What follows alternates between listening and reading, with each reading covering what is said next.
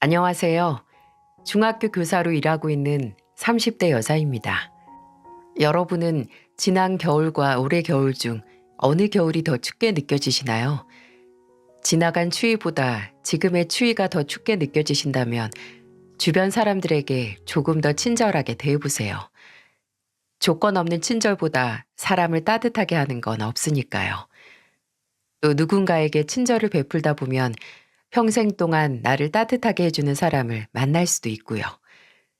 제가 그렇게 지금의 남편을 만났거든요. 저는 중학교 교사로 일하고 있는데 그 당시 봉사활동 동아리 담당 선생님이었고 주로 양로원이나 보육원, 독거 노인분들이 사는 집을 돌며 도움이 필요하신 부분들을 채워드렸어요. 그러다가 독거 노인분들이 거주하는 곳에 들러서 전기나 수도 문제 같은 간단한 보수를 돕는 활동을 하고 있던 남편을 만났죠. 남편은 이름이 꽤 알려진 회사의 평범한 회사원이었는데 대학생 때부터 소소하게 봉사활동을 했었고 취업 준비를 시작하면서부터 못하고 있다가 취업 후에 다시 활동을 하고 있다고 하더라고요. 처음에는 봉사활동 내내 성실하고 밝은 모습에 사람 참 괜찮다라고 생각했는데 저희 애들한테도 친절하고 다정한 모습을 보니 사람이 되게 반짝반짝 빛나 보이더라고요. 사람은 인성이 보석이라는 말이 맞다는 걸 알게 해준 사람이었죠. 그렇게 만난 저희는 연락처를 교환해서 개인적으로 연락을 하다가 가까워졌고 2년간의 연애 끝에 결혼을 하게 됐습니다. 저는 결혼 전부터 시댁의 복덩이였어요. 정확히 말하자면 시어머니 복덩이였죠. 택시 기사를 하시는 시아버지께서는 키가 거의 185에 가까우셨는데 얼굴도 조금 무섭게 생기셔서 마치 장승 같으셨어요. 근데 성격은 굉장히 조용하시고 오히려 다정하셨습니다. 말은 안 하셔도 제가 처음 시댁에 인사드리러 갔을 때 제 커피를 먼저 따라주시거나 바닥에 앉기 전에 방석을 깔아주시기도 했어요. 또 남편에게는 저와 동갑인 시동생이 있었는데 공무원으로 재직 중인 시동생은 좀 과묵하긴 했지만 친절했고 좀 범생이스럽기도 했어요. 시댁 식구들 모두 첫 만남부터 저를 정말 가족처럼 따뜻하게 맞이해줬지만 그 중에서도 저에게 첫눈에 반한 게 아닌지 의심스러울 만큼 저를 좋아해 주시는 분이 있었는데요. 바로 시어머니였습니다. 시어머니는 저를 보자마자 이렇게 말씀하셨어요. 아유, 우리 선생님 오셨네. 얼른 들어와요, 얼른. 오는데 춥진 않았어요. 우리 명진이가 참 출세했다. 색시로 교편 잡은 선생님을 다 드리고 애들 가르치는 게 보통 쉬운 게 아닌데 그걸 업으로 삼고 얼마나 훌륭해. 명진이한테 듣기로는 애들하고도 친구처럼 잘 지낸다던데 졸업하고도 몇 명 연락 꾸준히 하는 학생들도 있고 아이고 참 기특하다 기특해. 아마 저희 부모님도 제가 교사가 되고 나서 이 정도의 무한한 칭찬은 안 주셨을 겁니다. 식사가 끝나고 나서도 제 칭찬만 하셔서 남편이나 그런 시어머니를 말렸거든요. 제가 너무 민망해서요. 시동생도 제게 어머니가 형수님 만나기 전부터 친구분들한테 그렇게 자랑하셨어요. 곧 있으면 교사의 며느리 온다고요. 라고 귀띔도 해줬고요. 그랬더니 시어머니께서 좀 무안하신 듯이 웃으시면서 제게 그러시더라고요. 내가 좀 주책이었나 보네. 불편했다면 미안해요. 다름이 아니라 내가 사실 어렸을 때 집안 환경도 안 좋고 형편도 넉넉지 않아서 국민학교밖에 못 나왔어요. 어려서부터 그렇게 학교 다니고 싶어 했고 길 가다가도 학교 선생님만 보이면 그렇게 따라갔다니까. 그래서 그런지 학교 선생하는 우리 현서 양이 가족이 된다니까 내가 신이 났나 보네. 그 얘기를 듣고 나니 저를 보고 들뜨고 저를 예뻐하시는 시어머니가 이해가 되더라고요. 사람은 누구든 본인에게 결여된 무언가에 끌리기 마련이니까요. 이때까지만 하더라도 저를 이렇게나 환영해 주시는 시어머니가 감사하고 또 기분도 좋긴 했지만 어딘지 점점 저라는 사람 자체보다도 교사로 일하고 있는 저를 예뻐하신 느낌이 들긴 했습니다. 일단 저를 언제나 이름이 아닌 선생님이라고 부르셨고요. 또 저와 하는 대화는 거의 제 학교 얘기뿐이었으니까요. 그래도 무슨 이유로라도 저를 예뻐하시는 게 어디예요?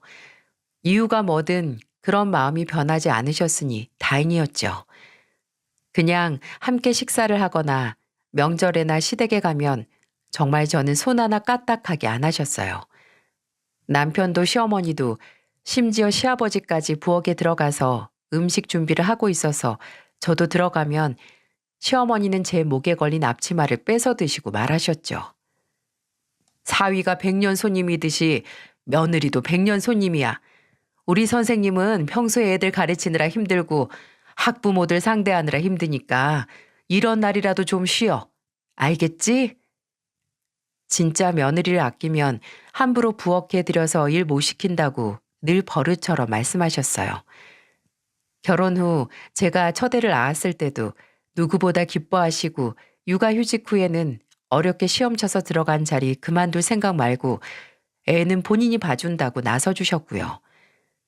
저는 이러한 시어머니의 배려와 사랑 덕분에 남들이 말하는 차갑고 냉정하고 부엌대기로 남는 시월드가 아닌 따뜻하고 친정보다 시댁에서 더 대접받는 시월드에서 편안한 시간을 보냈습니다.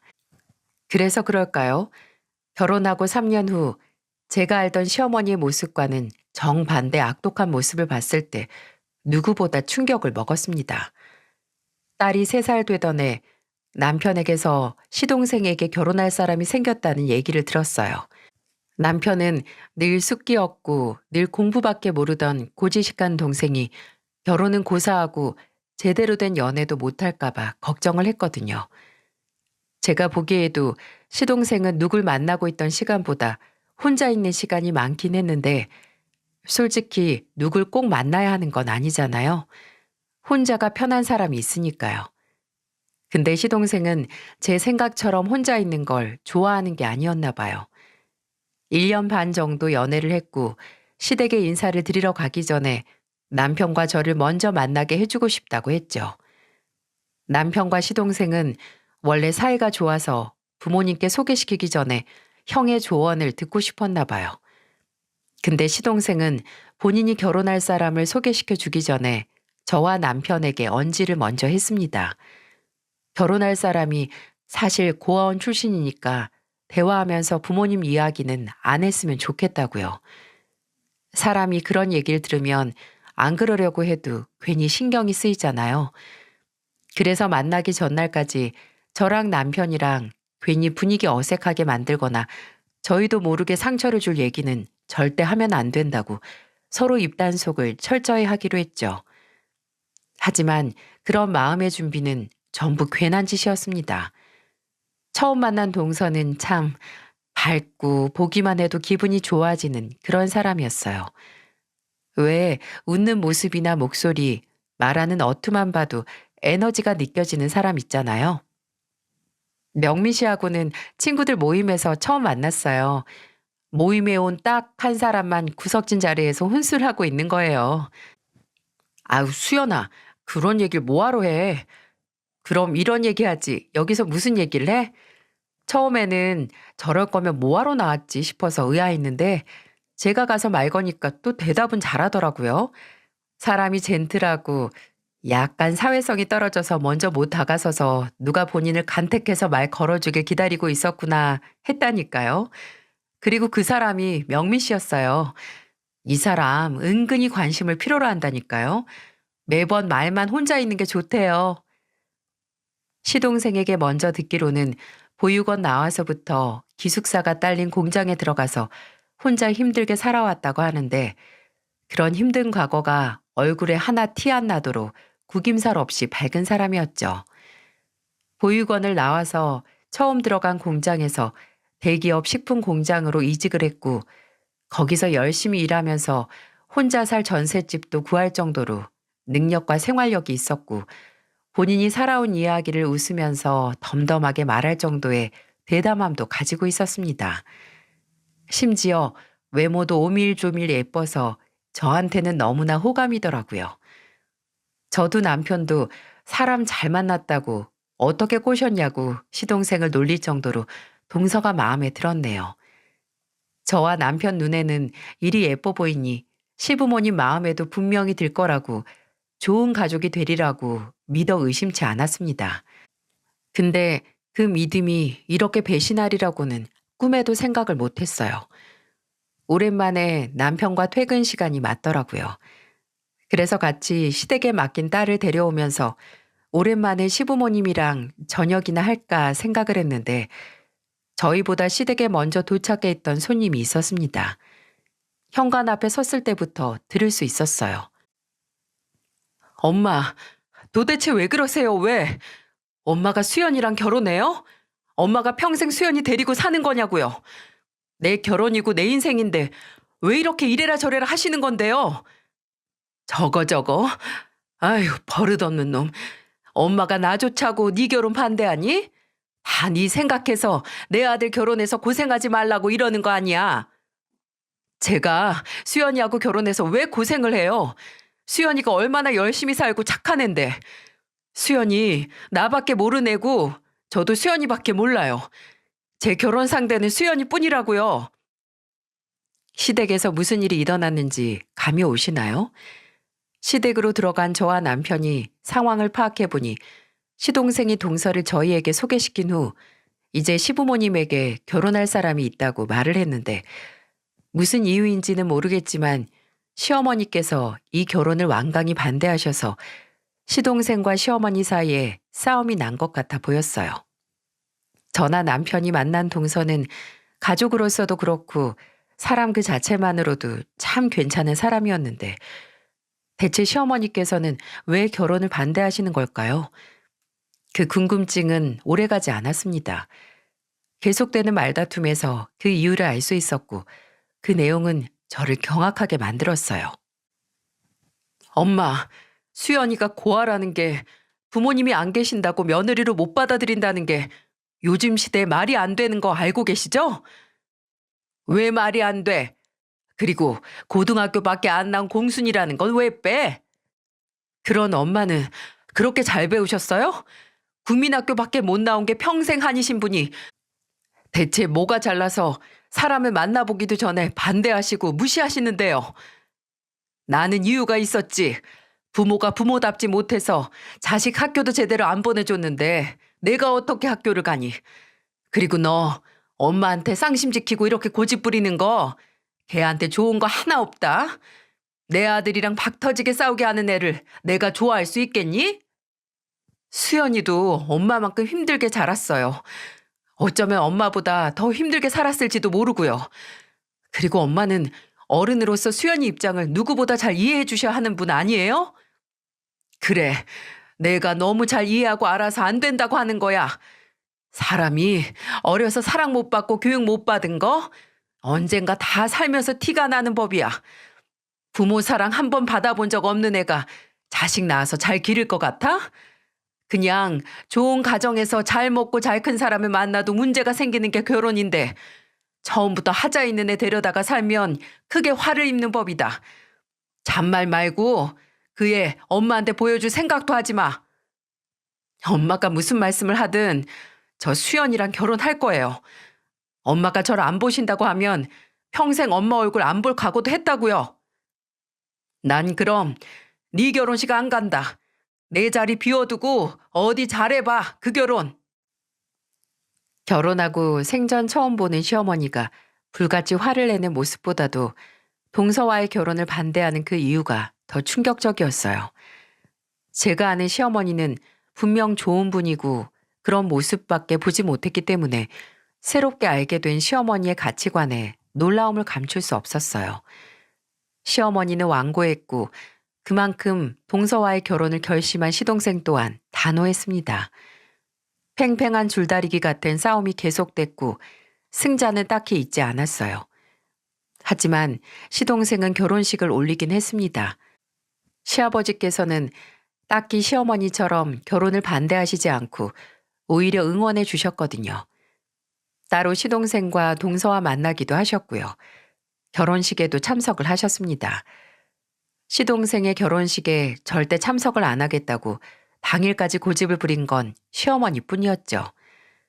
시동생은 이런 사태를 각오했고 심지어 결혼식 후에 시어머니 얼굴을 안 볼 생각도 했지만 저와 남편은 두고 볼 수가 없었어요. 정말 이대로 시어머니가 시동생의 결혼식에 참석을 안 한다면 상황은 더 이상 돌이킬 수 없이 나빠질 거라 생각을 했거든요. 그래서 결혼식 전에 시댁에 가서 시어머니를 모시고 가기로 했어요. 시어머니가 입으실 한복도 따로 준비하고 메이크업 샵도 예약을 했고요. 근데 저나 남편이 정말 빌고 설득을 해도 시어머니는 집에서 꼼짝도 안 하셨어요. 그 고집스러운 모습에 저도 모르게 욱하고 처음으로 시어머니께 아무리 그래도 서방님 한 번뿐인 결혼식에 어머님이 빠지는 게 말이 되냐고, 어떻게 이런 문제로 평생 안 볼 수 있냐고 다그치듯 말을 할 수밖에 없었죠.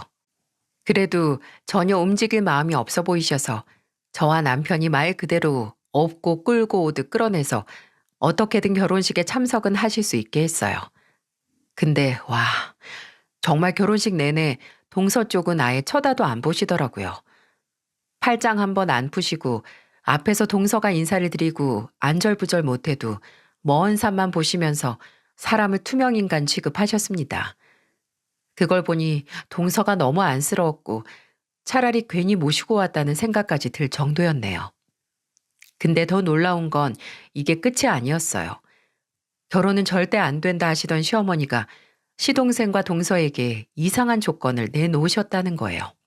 어차피 니들끼리 식 치르고 혼인신고하고 알아서 다 했으니 물으라고 할 수는 없고 그나마 본인의 인정을 바라면 결혼 후 합가해서 같이 살자는 거였어요.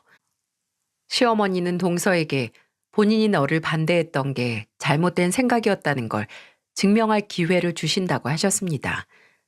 근데 솔직히 말도 안 되죠. 동서가 그걸 증명할 이유도 없었고요.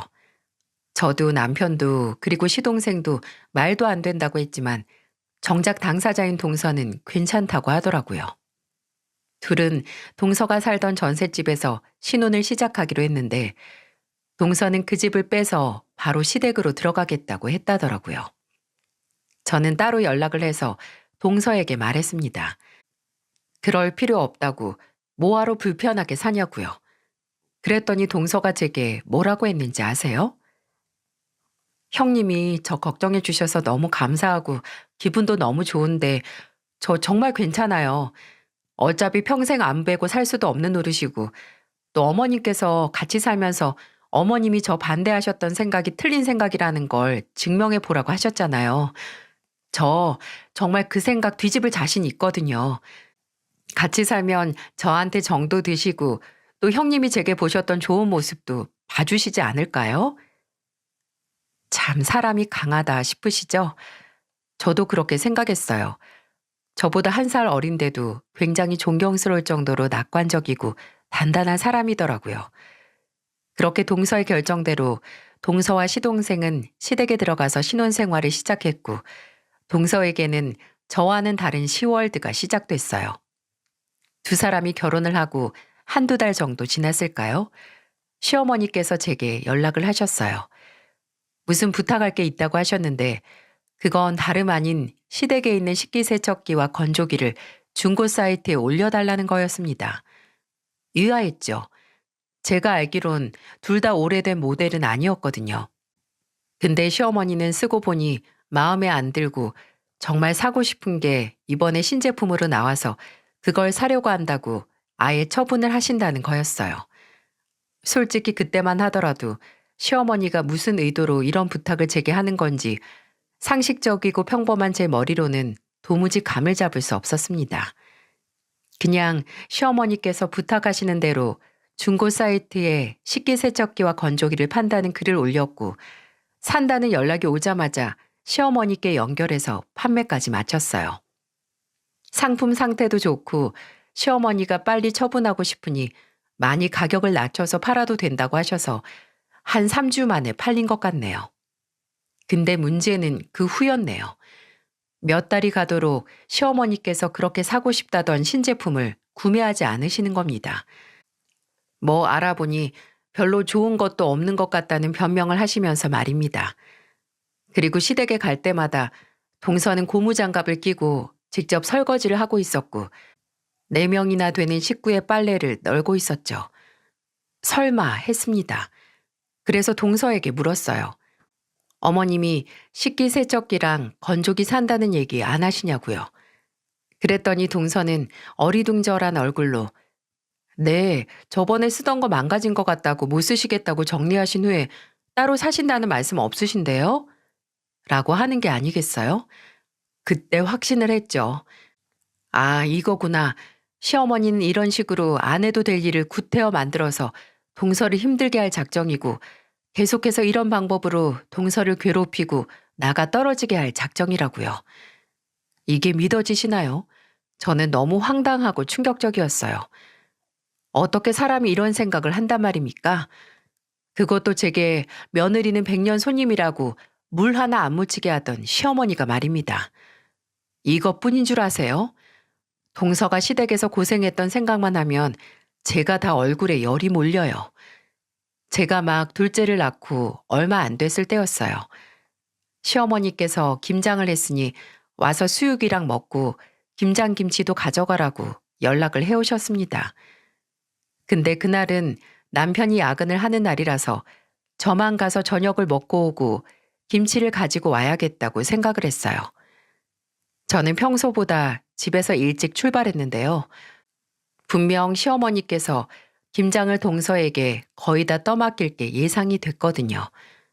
아니나 다를까 둘째를 안고 시댁에 도착하니까 시어머니는 거실 소파에 누워서 저를 환영하셨고 주방에서는 동서 혼자 쌓여있는 배추들과 고군분투를 하고 있었어요.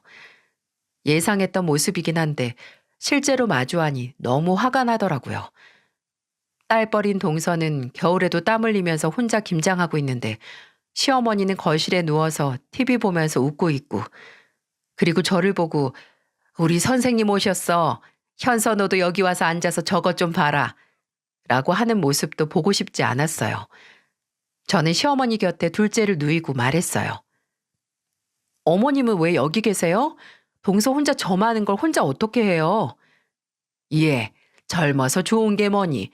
저게 얼마나 악발인 줄 알아? 네가 걱정 안 해도 제가 다 알아서 해. 그럼 저라도 가서 도와야겠네요. 어머님은 여기서 정훈이나 봐주세요. 너도 가서 도울 거 없다니까. 애 안고 오느라 힘들었을 텐데 그냥 여기 앉아서. 저도 젊잖아요. 젊어서 좋은 게 뭐 있어요. 그리고 원래 며느리들끼리 뭉쳐야 하는 법이에요. 그렇게 저는 부엌으로 가서 동서와 함께 김장을 하고 수육을 만들었어요. 제가 혼자 배추 옮기는 거 힘들었지 속은 언제 다 했어. 나한테 빨리 말했으면 같이 하는 건데. 라고 말하니 동서는 웃으면서 괜찮다고 시간 별로 안 걸렸다고 오히려 웃어 보이더라고요.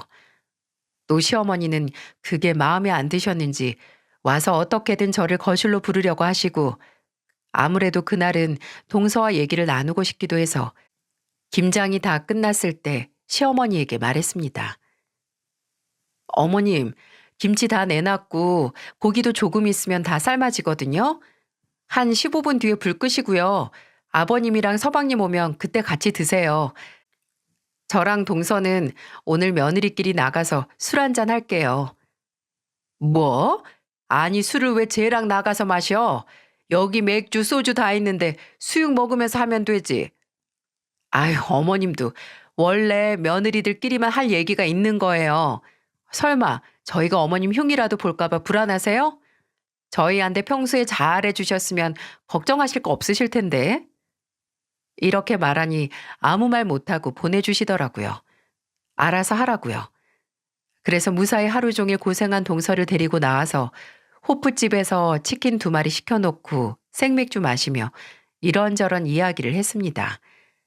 취하기 전까지만 하더라도 매번 괜찮다고 하던 동서는 늘 그렇듯 힘든 거 없다, 괜찮다라는 말만 했는데 맥주 3잔을 비우더니 제 앞에서 견고해 보이긴 했지만 언제 무너질지 모르던 탑이 와르르 무너지듯 동서 또한 와르르 무너지며 지금까지 힘들고 서러웠던 속 이야기를 제게 털어놓기 시작했어요.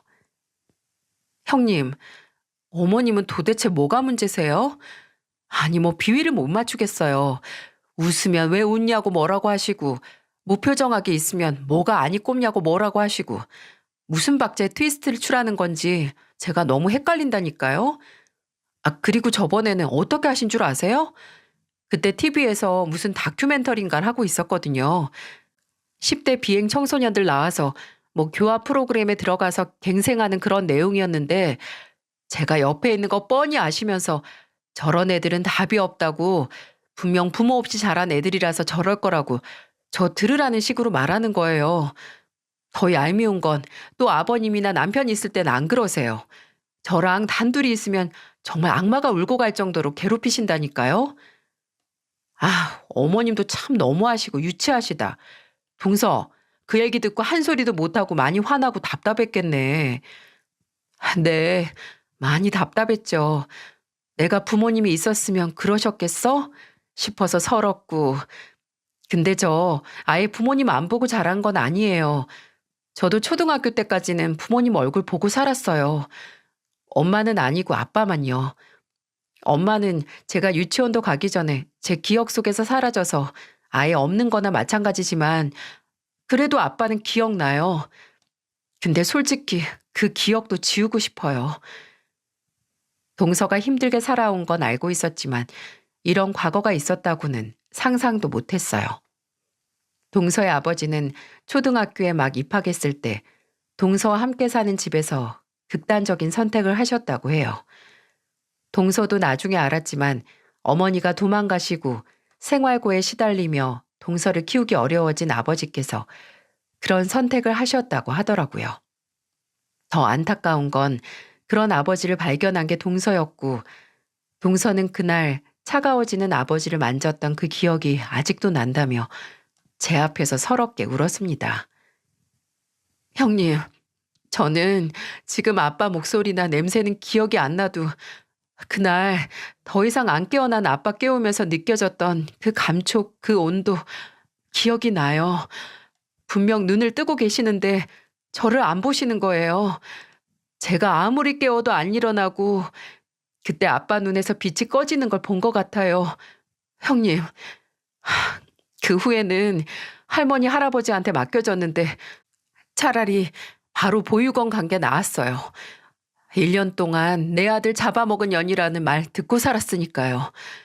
저만 없었으면 아빠가 안 죽었을 거라고 제가 죽인 거라고 어찌나 구박을 하시는지 결국 1년 끼고 살다가 못 키우겠다고 보육원에 보내셨어요. 형님, 저 이렇게 살았어도 제 인생이 비참하다고 생각한 적 없었어요. 남들 다 있는 부모님 없고 남들 다 나오는 대학 못 나왔어도 저 스스로 부끄럽지 않은 일 하면서 돈 벌 수 있는 능력 있고 어디 가서 아쉬운 소리 해본 적 없이 떳떳하게 살았어요. 그리고 정말 사랑하는 사람 만나서 결혼도 했고요. 그리고 그 결혼하면서 평생 부모님 사랑은 못 받았어도 이제 시부모님 생기니까 괜찮다고 생각했는데 형님, 어머님이 저를 너무 비참하게 만드시네요. 평생 노력으로는 안 되는 게 없다고 그걸 믿고 증명하면서 살았는데 어머님이 제 그 믿음을 아예 짓밟으려고 하시는 것 같아서 저 너무 힘들어요. 동서, 내가 미안해. 지금까지 어머님이 동서를 그렇게 괴롭히고 미워하는 거 다 알면서 제대로 도와주지도 못했어. 아니에요. 형님 그렇게 말하지 마세요. 제가 형님한테 얼마나 많이 위로받고 힘 얻었는데요. 형님 저한테 진짜 잘해주셨어요. 아니야. 그걸론 모자랐어. 동서, 나도 많이 부족한 인간이라서 동서에게 부모님 같은 존재는 되지 못하겠지만 앞으로 동서한테 친정 언니처럼 든든한 형님이 되고 싶어. 정말 미안해, 동서. 그동안 너무 고생했다. 그리고 동서 부모님이나 조부모님은 본인들 복 걷어찬 거야. 만약에 내가 동서 부모님이었으면 동서 같은 딸 자랑스럽고 기특해서 매일 물고 빨고 하고 동네에서 얻고 다녔을 거야. 정말 너무 고생했어. 너무 잘 자라주어서 내가 다 고마워, 수연아. 그날 동서와 얼싸안고 통닭 앞에서 얼마나 울었는지 모릅니다. 그날 제가 동서에게 한 말은 술 취해서 감정에 앞서 한 빈말이 전혀 아니었어요. 저는 동서에게 누구보다 친정 같은 그런 형님이 되고 싶었습니다. 그 술자리 후로는 동서와 그전보다 훨씬 가까워졌고 저는 동서에게 더 큰 힘을 주고 싶었어요. 일단 평소에 동서를 이름으로 부르기 시작했어요. 친정 언니가 그냥 동서라고 부르면 좀 어색하잖아요. 제가 수연아, 수연아 다정하게 부르니까 동서는 시동생 제외하고 그렇게 본인 이름을 다정한 목소리로 듣는 게 아주 오랜만이라고 좋아하더라고요. 그리고 한 번은 제가 동서를 이름으로 부르는 걸 명절에 시어머니께서 보셨거든요. 눈이 좀 새초롬해지더니 제게 동서를 왜 이름으로 부르냐고 하시더라고요. 그래서 제가 괜히 더 어리둥절한 표정으로 그럼 수연이를 수연이라고 부르지 뭐라고 불러요? 라고 하니까 별다른 말씀을 안 하시더라고요. 그리고 시댁에서 명절을 보내고 오후에 저는 따로 친정으로 갔는데 그때 동서를 데리고 갔습니다. 이미 저희 부모님께서도 동서에 대한 이야기를 제게 들어서 언제든 데리고 오라고 말씀해 주셔서 동서에게 같이 가자고 했어요. 저희 둘이 나갈 채비를 하고 있으니까 또 시어머니께서 그걸 보고 쪼르르 오셔서 물으셨습니다. 너 어디 가니? 저희 친정 가는데요. 제가 점심 먹고 바로 간다고 말씀드렸잖아요. 아니, 현서 너 말고 제 말이야, 쟤. 그니까요. 수연이랑 저랑 같이 친정 간다고요. 제가 친정이 어디 있어서 가. 이제 있는데요. 이제 저희 집에 같이 가기로 했어요. 그렇게 제 말에 황당해 보이는 시어머니를 뒤로하고 동서와 저는 저희 부모님 댁으로 갔습니다. 부모님께서는 동서를 아주 환영해 주셨고 싹싹하고 애교 있는 동서를 정말 좋아하셨어요. 나중에는 저랑 같이 안 와도 되니까 언제든 오라고까지 하셨고요. 또 늘 신경 쓰이던 것도 해결했습니다. 시동생과 동서의 신혼 초에 시어머니께서 없애신 건조기랑 식기세척기도 사서 드렸어요. 식기세척기만 제가 샀고 건조기는 시동생에게 사게 했어요. 시어머니께서는 의도적으로 일부러 없앤 가전제품이 생긴 게 탐탁지 않아 보이셨지만 그렇다고 이유도 없이 필요 없다고 하실 수 없었으니 미칠 노릇이었겠죠. 또 동서랑 단둘이서 이리저리 많이 놀러 다녔습니다. 한 달에 3번은 만나서 영화를 보거나 전시회에 가거나 맛집 도장 깨기를 하고 다녔어요. 그러니 시어머니께서 제게 전화하셔서 뭐 하냐고 어디냐고 물으시면 저는 종종 수연이랑 놀러 왔어요. 수연이랑 같이 있어요. 라고 대답할 수밖에 없었죠. 이게 신경이 쓰이셨는지 나중에는 제게 따로 둘이서 만나면 뭐 하냐고 무슨 얘기하냐고 하시길래 저는 웃으면서 말했습니다. 왜요? 어머님, 저희 둘이 만나서 어머님 흉볼까 불안하시면 수연이한테 좀 잘해주세요. 그러면 걱정하실 것도 없을 텐데. 맞아요. 제가 저에 대한 시어머니의 신임과 애정을 이용한 거죠. 어쨌든 저한테는 싫은 소리나 눈치는 못 주셨거든요. 하지만 언제까지 시어머니가 저와 동서를 차별하시는 걸 저는 예쁨 받는 쪽이라고 두고 볼 순 없잖아요. 제게만 잘해주신다고 남은 부당한 이유로 사람 취급도 안 하시는 걸 두고 본다면 저도 똑같은 사람이나 마찬가지니까요. 그리고 저라는 지원군을 얻고 이제 시어머니의 부당한 말에 조금이라도 이의를 제기할 수 있어진 동서를 보니 더 이상 물러설 수 없었습니다. 근데 그것도 얼마 가지 않았네요. 저와 동서가 똘똘 뭉칠수록 시어머니 또한 더 독해지고 계셨더라고요.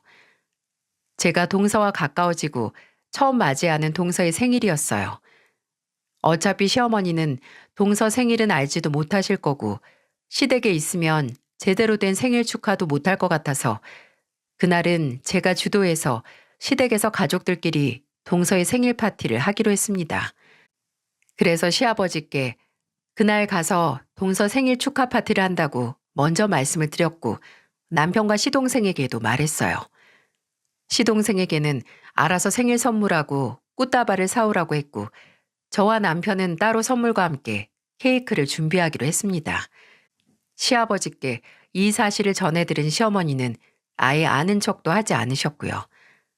그리고 동서의 생일인 그날 퇴근 후에 저는 예약한 케이크를 사서 미리 그날 동서가 좋아하는 족발집에서 음식을 포장해서 사온 남편과 만나 시댁으로 향했어요.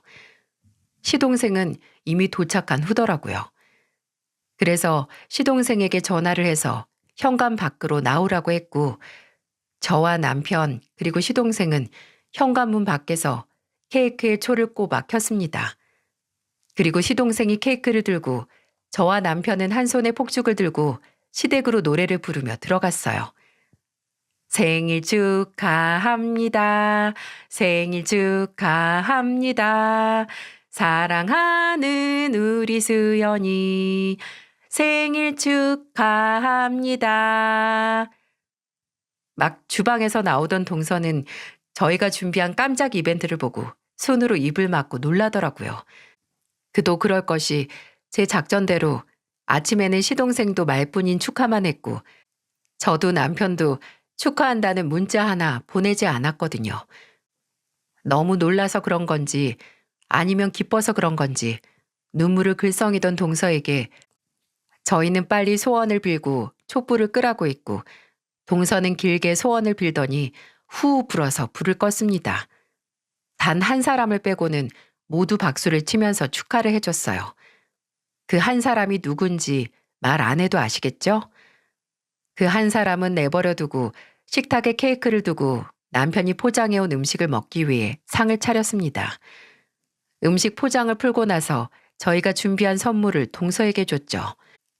저와 남편은 동서 선물로 카드 지갑을 준비했거든요. 동서가 평소 들고 다니던 지갑이 좀 낡기도 해서 그 지갑보다 오래오래 쓰라고 명품 지갑으로 준비했죠. 동서가 포장을 풀어보면서 너무 좋아하던데 저까지 선물을 받은 것처럼 기분이 좋은 겁니다. 여기까지는 참 훈훈하고 감동적이기만 한데 늘 파티 분위기를 깨는 존재가 있기 마련이죠. 마치 초대되고 싶지 않은 파티에 참석한 사람처럼 떨떠름하던 표정의 시어머니는 동서 손에 들린 지갑을 보고 굳이 한 소리를 보태셨어요.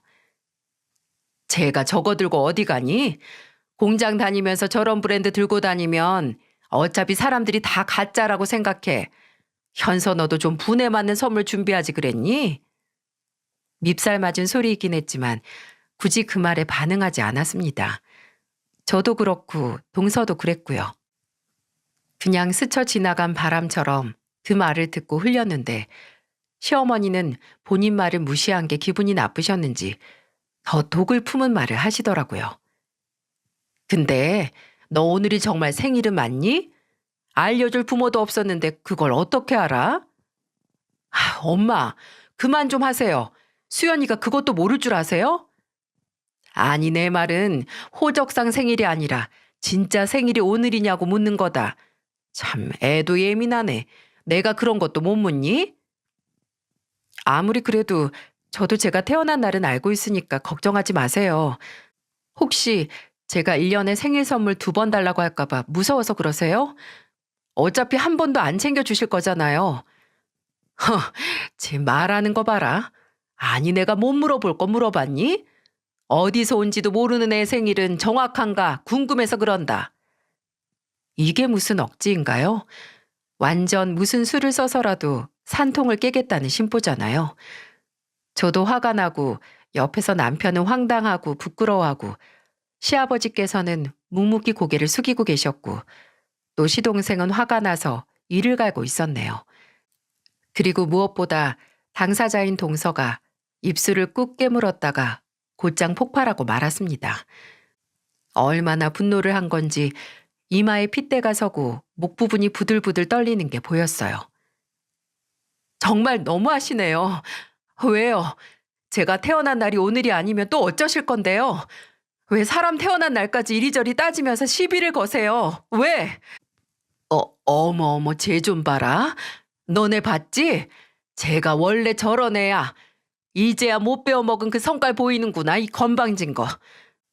어머님 앞에서는 그 누구라도 저처럼 못 배워먹은 것처럼 굴게 될 거예요. 어쩜 그렇게 못되셨어요? 어쩜 그렇게 사람 치부나 상처를 들쑤시면서 눈 하나 깜짝 안 하시냐고요. 제가 고아인 게 뭐가 그렇게 불만이라고 사람을 못 살게 구는 거예요. 왜? 뭐? 저게 예뻐해달라고 할 때는 언제고 이제 와서 도리 어른한테 큰 소리야. 쌓인 게 큰 만큼 터지는 울분도 컸습니다. 근데 어처구니가 없는 건 그런 동서의 울분에 찬 말에 시어머니께서 오히려 더 역정을 내셨다는 거예요. 그게 끝이면 다행이었게요. 시어머니는 동서를 아주 잡아먹을 듯이 노려보더니 이내 생일 케이크에 손을 뻗었습니다. 그리고 동서의 이름이 적힌 케이크를 손으로 한 움큼 쥐더니 동서의 얼굴에 힘껏 던져버리셨죠. 경악했습니다. 이런 어처구니 없고 유치한 짓까지 하시리라고는 상상도 못했어요. 남편은 시어머니께 대체 무슨 짓이냐고 따졌고 시어머니는 옆에서 시어머니를 말리셨어요. 시동생은 얼른 수건을 가져와서 케이크 범벅이 된 동서 얼굴을 닦아줬고요. 근데 그때 동서도 가만히 있지 않았어요. 본인 얼굴에 묻었던 케이크를 훔친 수건을 시동생에게서 낚아채더니 그대로 그 수건을 시어머니에게 휘두르며 소리를 질렀습니다. 어른은 무슨 얼어 죽을 어른이야?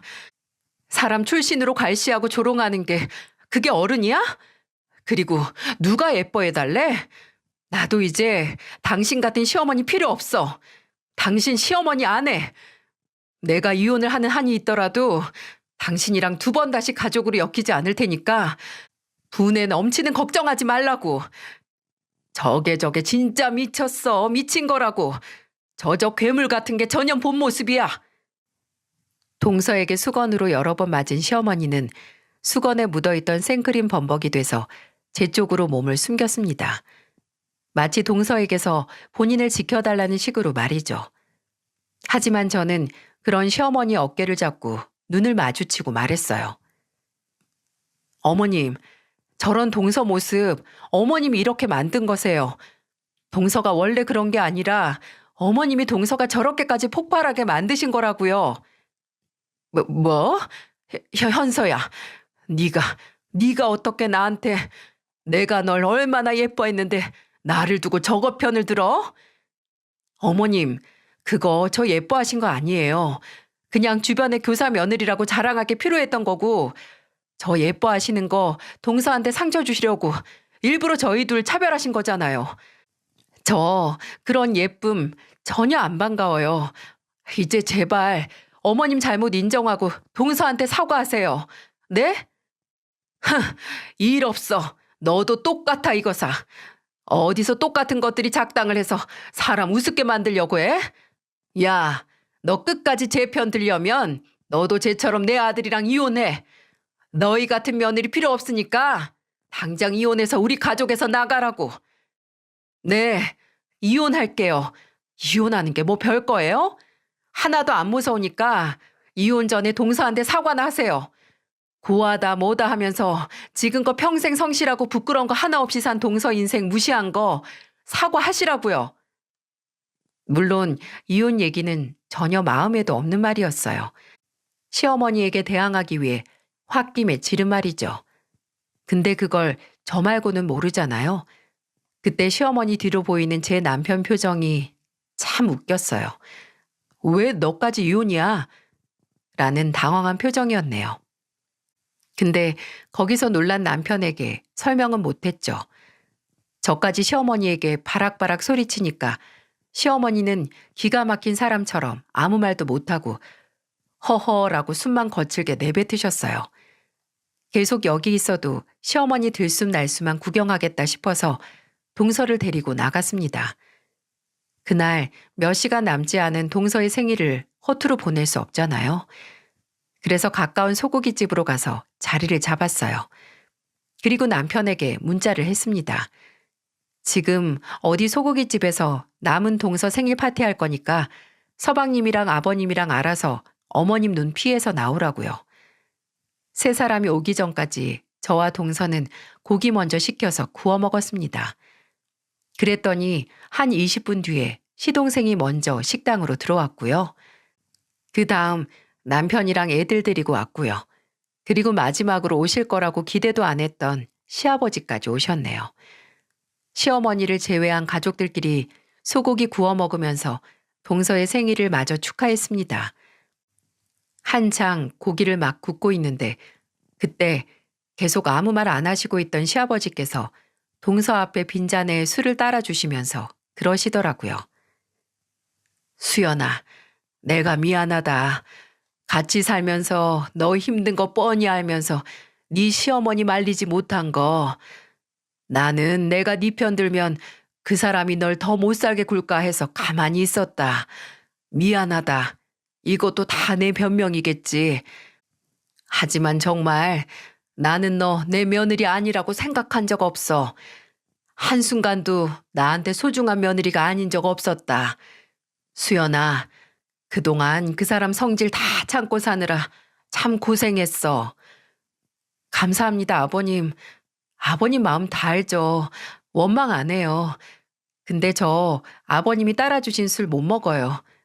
나중에 말하려고 했는데 저 사실 임신했어요. 아니, 이건 또 무슨 이야기인가요? 임신이라니. 어쩐지 그날 동서가 평소 잘 먹는 술을 입에도 안 대고 있긴 했어요. 알고 보니 동서는 생일날 3일 전에 이미 임신 사실을 시동생과 알고 있었고 언제 가족들에게 말하나 타이밍을 보고 있었더라고요. 원래 동서의 생일 축하 자리였던 건 한순간에 동서의 임신 축하 파티로 바뀌었고 축하할 게 많은 만큼 참 많이도 웃고 울었네요. 동서는 평생 이렇게 가족들 틈에 앉아서 좋은 일 생기면 축하받고 슬픈 일 생기면 위로받는 걸 꿈꿨는데 그 꿈을 이룬 것 같아서 좋다고 하면서 울었고 그걸 보던 시동생도 옆에서 미안하다고 본인이랑 결혼하고 나서 고생만 시켜서 미안하다고 울고 저도 두 사람 손잡고 우는 거 보고 울고 제가 우니까 저희 애들도 엄마 따라서 울고 아마 그 식당 사람들이 엄청나게 뒷얘기를 했을 겁니다. 처음에는 고기 먹고 술 마시면서 잘 있더니 갑자기 도미노가 쓰러지듯 울기 시작한 이상한 손님들이라고요. 한창 고기 소금에 찍어 먹을 필요 없이 눈물 짠맛으로 먹고 있었는데 시아버지 휴대폰이 울리기 시작했어요. 전화를 건 사람은 시어머니였죠. 시아버지가 끝까지 전화를 받지 않으셨는데 이내 전화가 끊기더니 무섭게 문자가 오기 시작했어요. 시아버지께서는 야, 네 엄마 삐졌다 삐졌어 라고 하시며 문자 내용을 읽어주셨는데 뭐 어디 갔냐, 지금 나만 왕따 시키냐, 나는 그럼 누구랑 저녁 먹냐고 당장 집으로 오라는 문자였고 시아버지가 묵묵부답이니 차례대로 남편, 시동생에게도 전화를 하시고 문자를 몇 통씩 보내시기 시작했어요. 하지만 아무도 답하는 사람이 없었죠. 분명 문자는 활자인데 왜 읽으면서 시어머니의 울분에 찬 목소리가 들리는 걸까요? 그날은 시어머니를 제외하고 남은 가족들끼리 맛있는 거 실컷 먹고 서로 못다한 이야기도 하면서 평화로운 시간을 보냈습니다. 그리고 그 후에 드디어 시동생은 동서와 함께 시댁에서 분가를 하기로 결정을 했어요. 시어머니는 그런 시동생에게 너희가 무슨 조건으로 결혼 허락 받았는지 잊었냐고 난리를 부리셨지만 시동생은 단호하고 태연하게 말했어요. 어차피 계속 이렇게 살면 수연이한테 이혼 당할지도 모르는데 그게 무슨 상관이에요? 그리고 어차피 아버지께서 허락하셨으니까 저도 자식으로서 못할 짓 하는 것도 아니고요. 심지어 수연이가 임신까지 했는데 설마 엄마 손주를 아빠도 없는 애 만들고 싶으세요?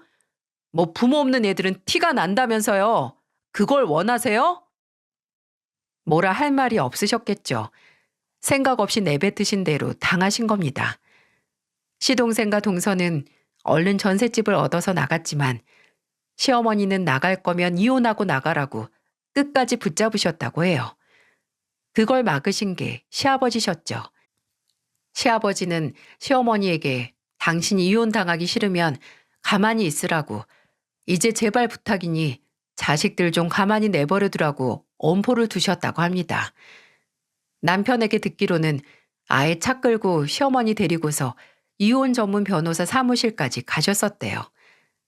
그러니 시어머니께서 울며 겨자 먹기로 포기하신 거죠. 그렇게 몇 달 동안은 시동생과 동서는 물론이고 저랑 남편도 시어머니의 얼굴을 보지 않았습니다. 시아버지만 따로 집에 초대하거나 밖에서 외식하면서 만났지 거의 가족들을 등지는 사고를 친 시어머니 얼굴을 보기 거북하더라고요. 거의 반년 동안은 가족들 틈에서 소외되며 사태 파악이 되신 건지 얼마 전 동서에게서 연락이 왔었네요. 형님, 혹시 어머님한테 저희 집 주소 알려주셨어요? 어제 어머니께서 오셨었어요. 제가 혹시 가서 또 깽판을 치셨을까봐 놀라서 가서 뭐 하셨냐고 물었더니 동서는 좀 어안이 벙벙한 사람처럼 그러더라고요.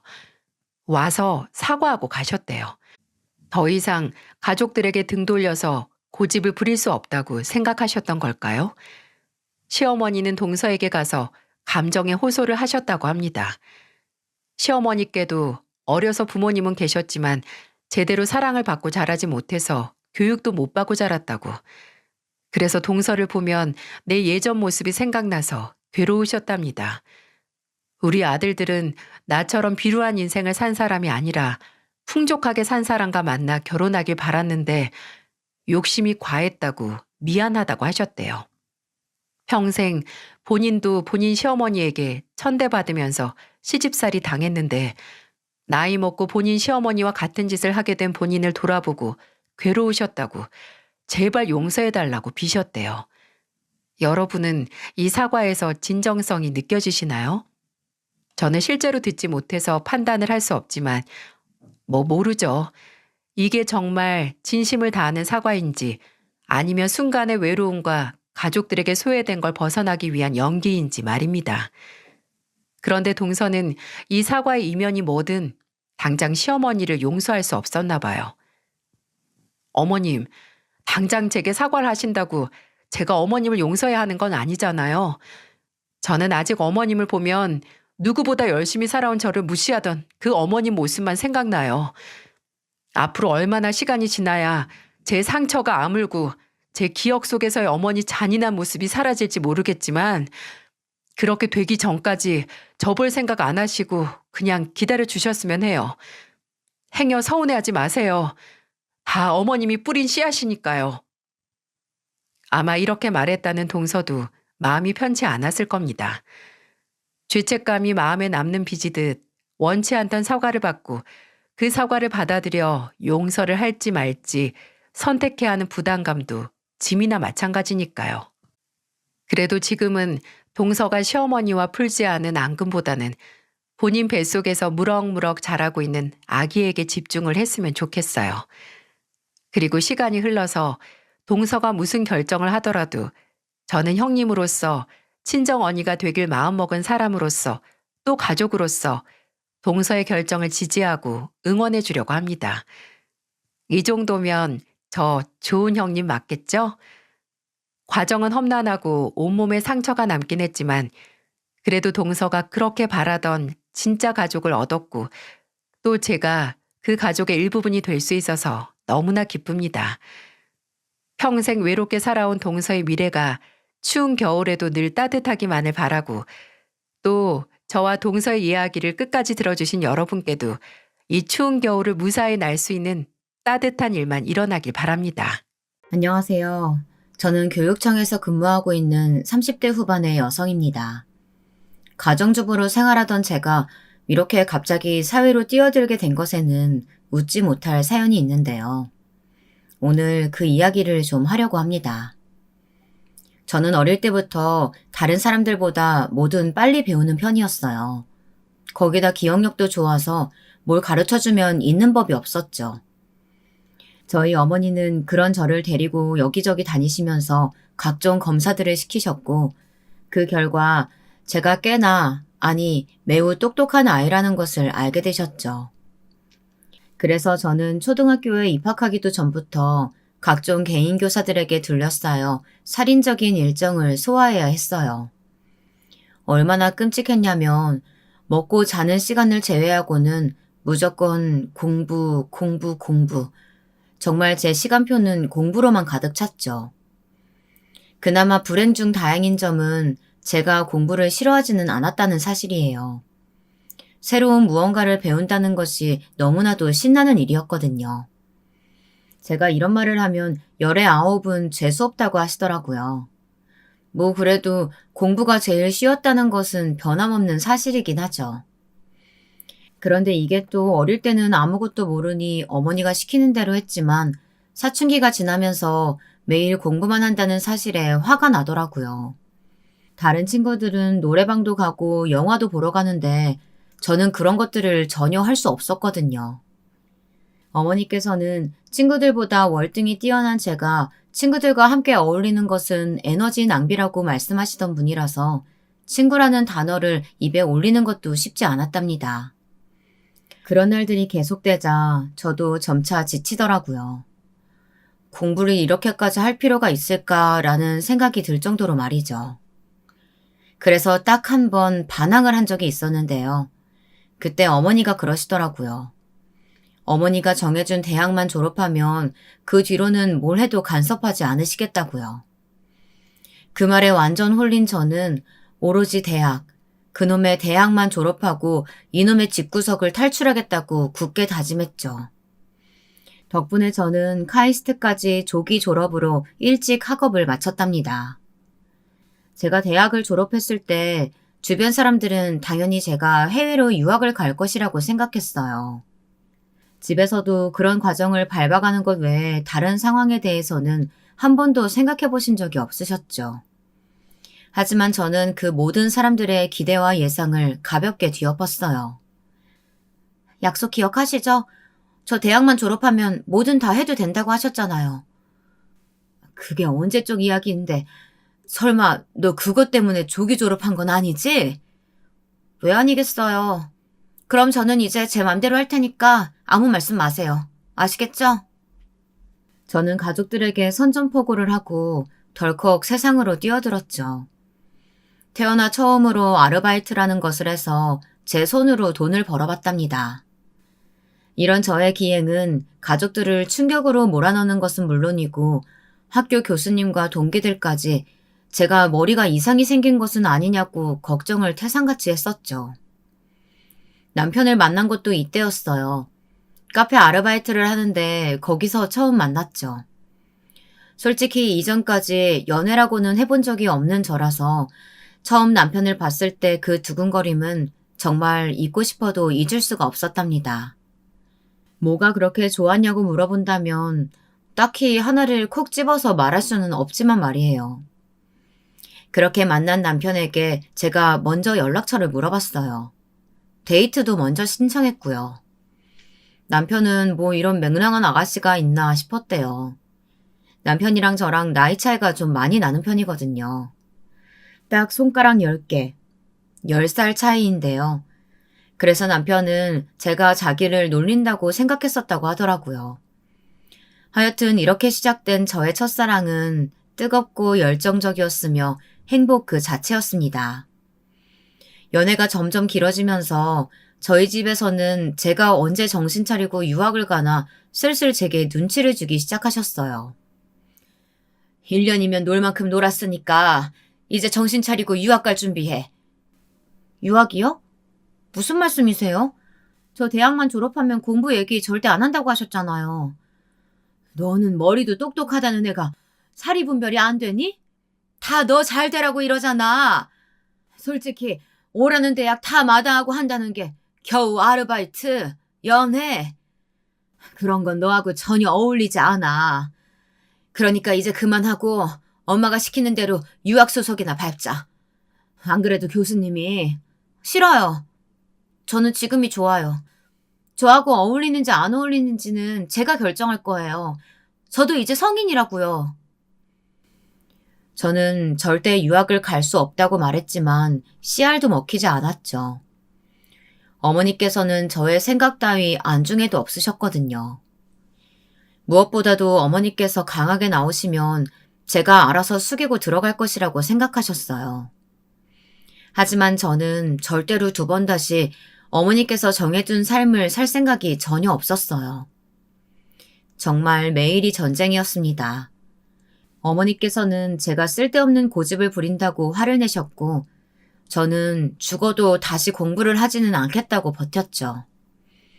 그런데 그때 제게 너무나도 엄청난 일이 생겨버리고 말았습니다. 덜컥 임신을 한 것이죠. 분명 피임을 한다고 했는데 아이가 생겼더라고요.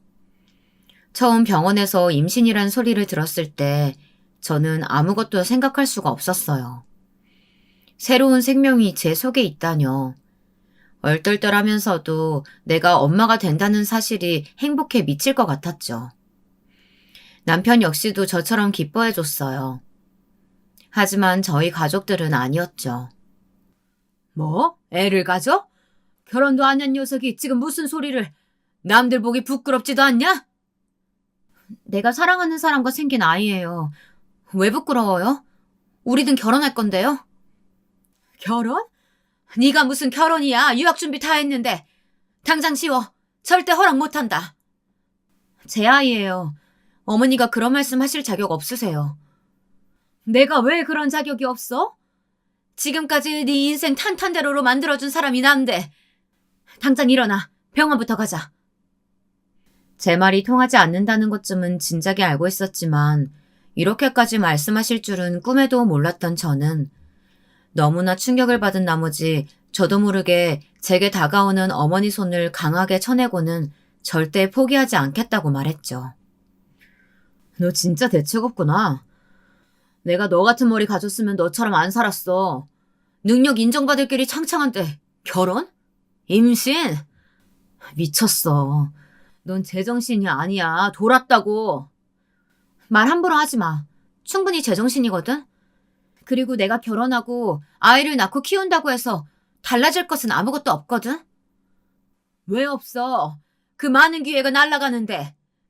절대 허락 못하니까 그렇게 애 낳고 싶으면 당장 집에서 나가. 자식 없는 셈 칠 테니. 결국 어머니께서는 절연이라는 말을 꺼내셨어요. 어머니께서는 제가 포기할 것이라고 생각하고 꺼내신 말이었지만 저는 담담하게 알겠다고 말하고는 그 집을 나왔습니다. 남편은 무조건 가족들을 설득해야 한다고 했어요. 하지만 이미 가족들에게 실망한 저는 그대로 고집을 부렸어요. 결국 임신 문제로 나중에 결혼식을 하는 것으로 하고 혼인신고부터 하고 시댁으로 들어가 살았어요. 그나마 다행이라고 하면 시댁 어른들은 저를 환영해 주셨다는 것일까요? 물론 나이 차이 많이 나는 결혼이라 저희 집에서 반대하는 말씀에 속상해하기는 하셨어요. 자기 아들 싫다는데 좋아할 시부모님이 어디 있겠어요. 그래도 제가 임신했다는 이야기를 듣고는 어찌나 하나하나 챙겨주시는지 태교부터 시작해서 입덧할 때도 그리고 출산 이후에도 친정 부모님의 빈자리를 전혀 느낄 수 없을 정도였답니다. 여기까지 들으면 철없는 것이 시댁어른 잘 만나서 그나마 애 낳고 잘 사는가 보다 하셨겠죠. 저도 그럴 줄 알았거든요. 하지만 놀라운 반전이 있었답니다. 그건 남편의 남동생, 즉 도련님이 결혼하는 여자를 데려오면서부터였죠. 우리 도련님은 공무원인데 같은 직장에서 만난 아가씨라고 하더군요. 처음 집으로 인사를 오는데 꼿꼿하게 세운 허리라던가 살짝 올라간 고개를 보고 있으니 바로 알겠더라고요. 이 사람 자기 잘난 맛에 사는 인간이겠구나. 그전에는 사람에게 관심이 없었는데 카페 아르바이트를 하면서 아주 다양한 사람을 볼 기회가 있었거든요. 덕분에 동서가 어떤 사람인지 대략 예상이 되더군요. 속으로 얼마나 한숨을 내쉬었는지 몰라요. 저런 유형이 사람을 피곤하게 만들잖아요. 같은 직장에서 일한다고 들었는데 그래 두 사람은 어떻게 만났나? 부서가 같은가? 아니요. 같은 직장에서 일한다고 해도 이 사람이랑은 다르게 저는 7급이거든요. 후배가 괜찮은 사람이 있다고 소개시켜줘서 만났어요. 제가 말을 좀 차갑게 하는 편인데 저랑 다르게 따뜻하더라고요. 그래서 마음에 들었죠. 아, 그래. 부모님은 다들 뭐 하시는 분들이시고? 두 분 다 연구소에서 계시다가 요즘은 쉬면서 해외여행 다니는 중이세요. 오빠가 하나 있는데 카이스트 있고요. 하지만 지난달 중요한 프로젝트로 해외에 나가 있어요. 과일을 깎고 있던 저는 동서의 입에서 나온 카이스트라는 단어에 놀라고 말았어요. 제가 학교에 있는 사람들을 다 알고 있는 것은 아니었지만 반대로 학교 사람들은 저를 다 알고 있을 확률이 높았거든요. 학교 다닐 때 제가 만들어둔 역사가 워낙 화려해서 말이죠. 혹시라도 만나게 되면 낭패라는 생각이 먼저 들었어요. 하지만 곧 동서의 말에 안심할 수 있었죠. 동서가 가고 나서 시부모님께서는 복잡한 얼굴을 하시더라고요. 집에서 싱글벙글한 사람은 서방님 뿐이었다고나 할까요? 여보는 서방님이 데려오신 분 어떤 것 같아요? 어머니랑 아버지 반응은 영 아닌 것 같던데. 저놈이 좋다는데 다른 가족들이 뭐라고 하겠어. 부모님도 결국은 다 받아들이실 거야. 당신이야말로 어땠는데? 다른 것들은 모르겠고 확실히 하나는 알겠더라고요. 저랑은 안 맞을 것 같아요. 그것도 엄청. 그런 말이 어딨어. 그리고 설사 그렇다고 해도 적당히 잘 지내려는 노력은 할 거지? 당신 누구하고도 잘 지내잖아. 이 집에 와서 적응 못하면 어떻게 하나 내가 얼마나 걱정했는데. 근데 봐, 아버지하고 어머니하고 우리 들 중에서 제일 예뻐하는 자식이 당신이야. 내가 제일 잘하니까 당연한 거죠. 남편은 제 이야기에 큰 소리로 웃으면서 고개를 끄덕였죠. 이날만 하더라도 저는 남편의 말처럼 정말 잘 지내볼 생각이었어요. 적어도 진짜 노력은 할 생각이었죠. 하지만 저의 그런 결심은 동서가 시집 온 첫날부터 바로 꺾여버렸어요. 손뼉도 마주쳐야 소리가 나는 법인데 저 혼자 그런 생각을 가진다고 해서 되는 게 아니잖아요. 동서는 저와는 전혀 다른 생각을 가진 것 같더라고요. 저보다 나이가 많으니 제게 꼬박꼬박 형님이라고 부르는 게 마음에 들지 않았을 수도 있겠죠. 저도 나이 많은 동서한테 형님 소리 듣는 것이 전혀 편하지 않았거든요. 그렇다고 해서 서로 말 편하게 하고 지내자고는 할 수 없는 노릇이었죠. 만약 어른들이 아시면 불효령이 떨어질 것이 불보듯 뻔했거든요. 저녁 준비하면서 한창 정신없이 바쁜데 갑자기 동서가 궁금한 것이 있다고 하더니 대뜸 제게 출신 대학에 대해 묻더라고요. 저는 갑자기 이게 무슨 소리인가 싶어서 대답을 하지 않았죠. 그랬더니 동서는 끈질기게 몇 년제를 나왔느냐, 서울에 있는 대학은 맞는 것이냐 등등 이런 것들을 계속 묻더라고요. 형님, 저는 와이드 나왔는데 형님은 대학 어디 나오셨어요? 그이한테 듣기로는 일찍 결혼했다고 하던데 대학은 졸업하고 결혼하신 거예요? 졸업했죠. 근데 그게 왜 궁금하세요? 졸업하셨구나. 그런데 왜 어딘지 말을 못하세요? 구이도 모르고 있다던데. 대학을 어디 나왔는지가 도대체 왜 궁금하시냐고 묻고 있잖아요. 무슨 면접을 보는 것도 아니고 동서가 제 대학을 궁금해하실 이유가 뭔지 모르겠네요. 그냥 궁금해서 물어봤죠. 더 이상은 묻지 않을게요. 형님도 민망하실 텐데 대학 얘기는 그만두죠 뭐. 동서는 제 대답을 어떻게 받아들였는지 마치 봐준다는 식의 말투로 이야기했어요. 살짝 기분이 나쁘기는 했지만 더 이상 묻지 않는다는데 거기다 대고 뭐라고 반응을 할 수 있겠어요. 말투를 가지고 한 소리 하면 꼬투리 잡는다는 소리밖에 더 듣겠나 싶어서 그냥 넘어갔죠. 그런데 그것도 잠시 동서가 갑자기 호칭에 관해서 할 말이 있다고 하더라고요. 형님, 나이가 어떻게 되신다고 하셨죠? 아주버님이랑 10살 차이 난다고 들었는데 그럼 우리 그이랑은 8살 정도 차이 나겠네요. 그렇겠죠. 왜 그런 걸 갑자기 물어보세요? 저하고도 그만큼 나겠다 싶어서 말이에요. 생각보다 형님이 많이 어리시네요. 서방님이랑 동갑이니까 동서랑 나이 차이도 그렇겠죠. 그게 문제가 될까요? 저랑 형님 동서로 지내는 것이 달라지는 것도 아닌데 우리가 밖에서 알게 된 사이도 아니고 나이가 무슨 상관 있겠어요. 그쵸? 저는 아무것도 눈치채지 못한 사람처럼 웃으면서 물어봤죠. 솔직히 이렇게 나오면 대부분 뻘쭘해서라도 그냥 넘어가잖아요. 근데 동서는 다르더라고요. 그냥 만난 사이였으면 이런 건 물어보겠냐고 하더니 저더러 말을 좀 편하게 하고 싶다고 하는 거예요. 놀라지 않을 수 없었죠. 제가 그렇게까지 말했는데 그런 요구를 하다니 보통 뻔뻔함은 아니구나 싶었습니다. 저는 당황해서 순간적으로 바로 대답이 나오지 않았어요. 그냥 물끄러미 동서를 바라보기만 했죠. 동서는 제가 아무 말도 없이 자기 얼굴만 바라보고 있자 심지어 제초까지 하더라고요. 그니까 앞으로 말 편하게 해도 되겠지? 나도 어지간하면 형님하고 맞존대하는 선에서 정리하려고 했는데 한두 살도 아니고 무려 8살인데 자존심이 상해서. 자존심이 왜 상하니? 당연한 일 앞에서.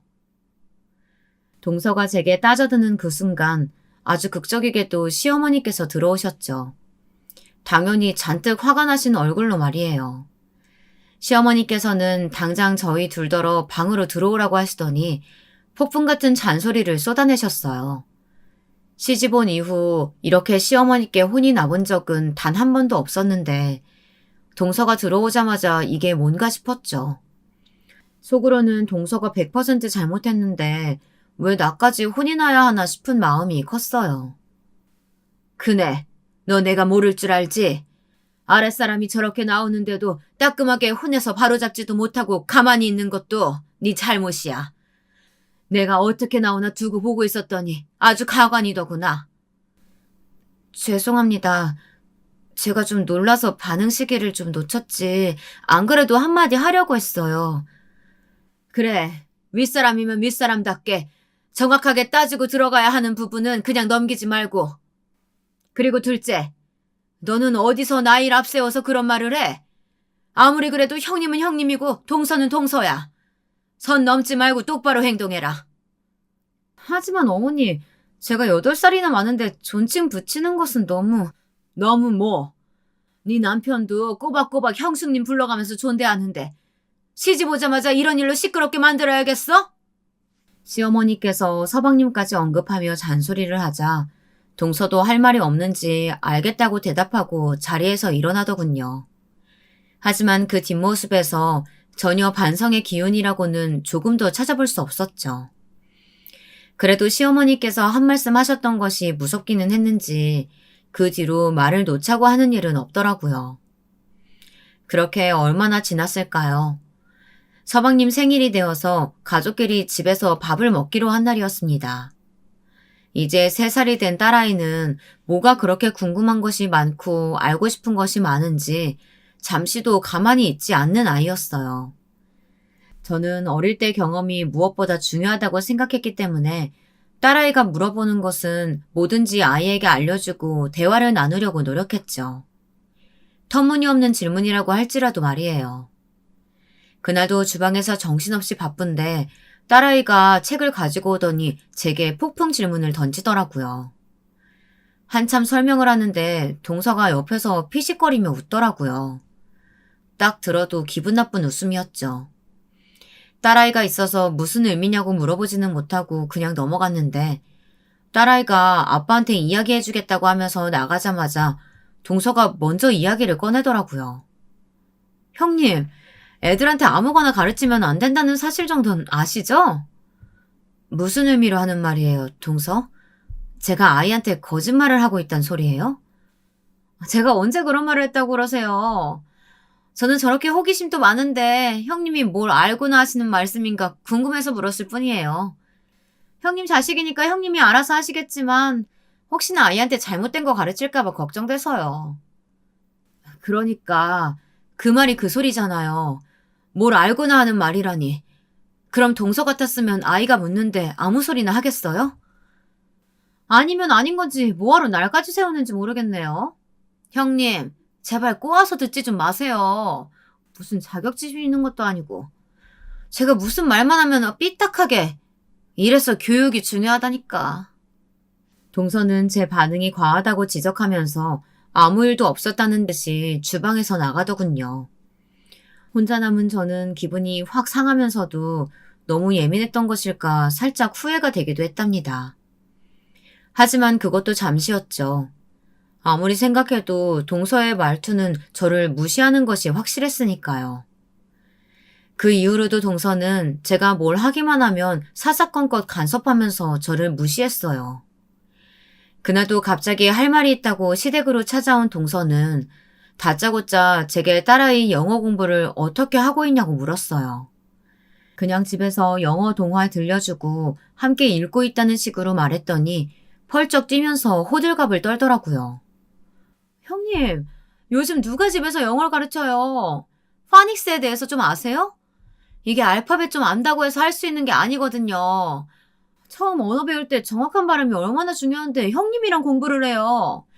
제가 아는 사람 통해서 뭐 원어민 수업 좀 잡아드려요? 저번에도 말했던 것 같은데 신경 좀 끄지 그래요. 우리 딸은 제가 알아서 할 테니까. 아니, 예서 잘 되라고 제가 드리는 말씀인데 뭘 그렇게까지 말씀하세요? 원어민 수업 듣고 싶어도 못 듣는 사람이 얼마나 많은데요. 제가 일부러 자리 알아봐 드린다고 하는 거니까 사양하지 마세요. 그럼 듣고 싶어 하는 사람들한테 말하던가요. 저희는 정말 괜찮으니까. 원어민 수업 좋은 기회인 거 맞죠. 어린 나이에 경험할 수 있다면 나쁠 것도 없고요. 하지만 어릴 때부터 강압적으로 공부를 접하게 하고 싶지는 않았어요. 그게 얼마나 힘든 일인지 세상에서 가장 잘 알고 있는 사람이 저니까요. 그리고 정해진 커리큘럼을 따라가며 배우는 것은 학교 다니면서도 충분히 할 수 있다고 생각했죠. 제가 거듭해서 동서의 제안을 거절하자 동서도 자존심이 상한 모양이더군요. 점점 목소리가 굳어지면서 나중에는 아주 저를 보며 가르치듯 이야기하더라고요. 저는 그런 동서의 태도에 더 화가 났어요. 끝까지 괜찮다고 하자 동서는 너무 당황스러운 말을 제게 하더라고요. 진짜 듣는 순간 이성을 잃을 뻔했답니다. 형님 조건에 그 클래스 듣는 것도 쉽지 않을 텐데 제가 연결시켜줄 때 못 이기는 척 받으시지 그래요? 그게 무슨 의미로 하는 말이에요, 동서? 그런 곳은 부모 능력도 보거든요. 아무나 받는 것이 아니라서.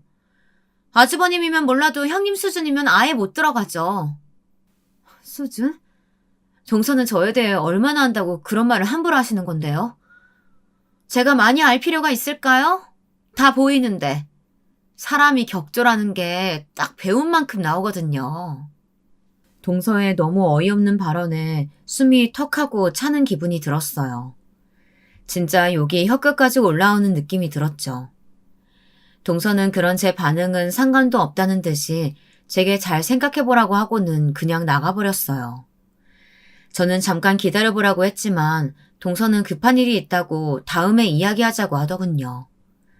정말 무슨 태풍이 지나간 것처럼 쌩하게 나가버리는데 뒤쫓아가서 머리채라도 붙들고 싶은 심정이었어요. 하지만 곧 외출했다 들어오시는 시아버지 때문에 참아야만 했죠. 저는 다음에는 기필코 제대로 엎어버리겠다고 다짐 또 다짐했어요. 그렇게 다짐했던 다음은 의외로 빨리 다가왔어요. 그해 겨울 가족끼리 다 함께 여행을 가기로 했죠. 처음에는 따뜻한 푸켓으로 가자는 소리가 나왔어요. 동서가 엄청 가고 싶어 하더라고요.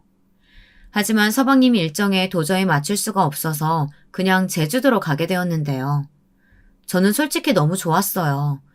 카이스트 다닐 때 교수님을 따라 몇 번 가보기도 했지만 제대로 관광했던 적은 전혀 없었거든요. 그래서 좀 들떠있기도 했죠. 그런데 제 모습에 동서가 혀를 차더니 한마디 하더군요.